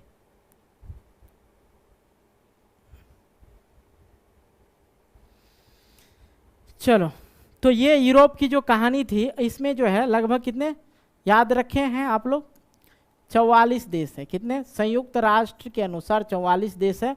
जो शुरू हुआ था ये फ्रांस से शुरू हुआ था। यहीं पे है आपका स्विट्जरलैंड, इसके जस्ट बगल में। ये पे है, यहाँ पे है हंगरी, और यहाँ पे है ओटोमन साम्राज्य। ठीक है, अब ये जो है रूस, रसियन लिखा है ना, तो ये क्या है? रूस। दुनिया का सबसे बड़ा देश रूस। ठीक है, अब बहुत सारे चीज़ हैं इस मैप में। ज़्यादा इंग्लैंड, यहाँ पे है भैया इंग्लैंड, ये ग्रेट ब्रिटेन, आयरलैंड, स्कॉटलैंड। तो ये जो ग्रेट ब्रिटेन बना था, आयरलैंड और स्कॉटलैंड को जोड़ के यूनाइटेड किंगडम का निर्माण किया था ये ग्रेट ब्रिटेन। ठीक है, ये हो गया आपका स्पेन, सर्डेनिया, जो देश के बारे में हमने पढ़ा। ठीक है, सर्बिया, ये सब देश ही हैं इसके अंतर्गत। तो ज़्यादा तो हमें भी स्वीडन, नॉर्वे, ये सब देश है। ठीक है, और इन सभी देश के बारे में इसमें चर्चा था। सिसिली, ये भी है। नेपाल यहाँ पे है। ठीक है, ये नेपाल से यहाँ पे। तो ये सभी देश जो है किसमें? यूरोप में पड़ जाता है। आई होप आप लोग को समझ में आया। तब फिर भी किसी को कोई दिक्कत हो, समस्या हो, प्रॉब्लम हो तो बाबू कमेंट करना। और अगर आप लोग कोर्स परचेज नहीं किए हैं तो कर लीजिएगा। इसी वीडियो के नीचे डिस्क्रिप्शन बॉक्स में आप लोग को कोर्स से रिलेटेड इन्फॉर्मेशन दिया जाएगा। ठीक है, तो भाई इस वीडियो को यहीं पे समाप्त करते हैं। थोड़ा इतने 1-1.5 घंटे से बोल के हम भी परेशान हो गए। वीडियो कैसा लगा कमेंट करके ज़रूर बता देना। मिलते हैं एक नए वीडियो को लेके, तब तक के लिए बाय बाय, जय हिंद, जय भारत।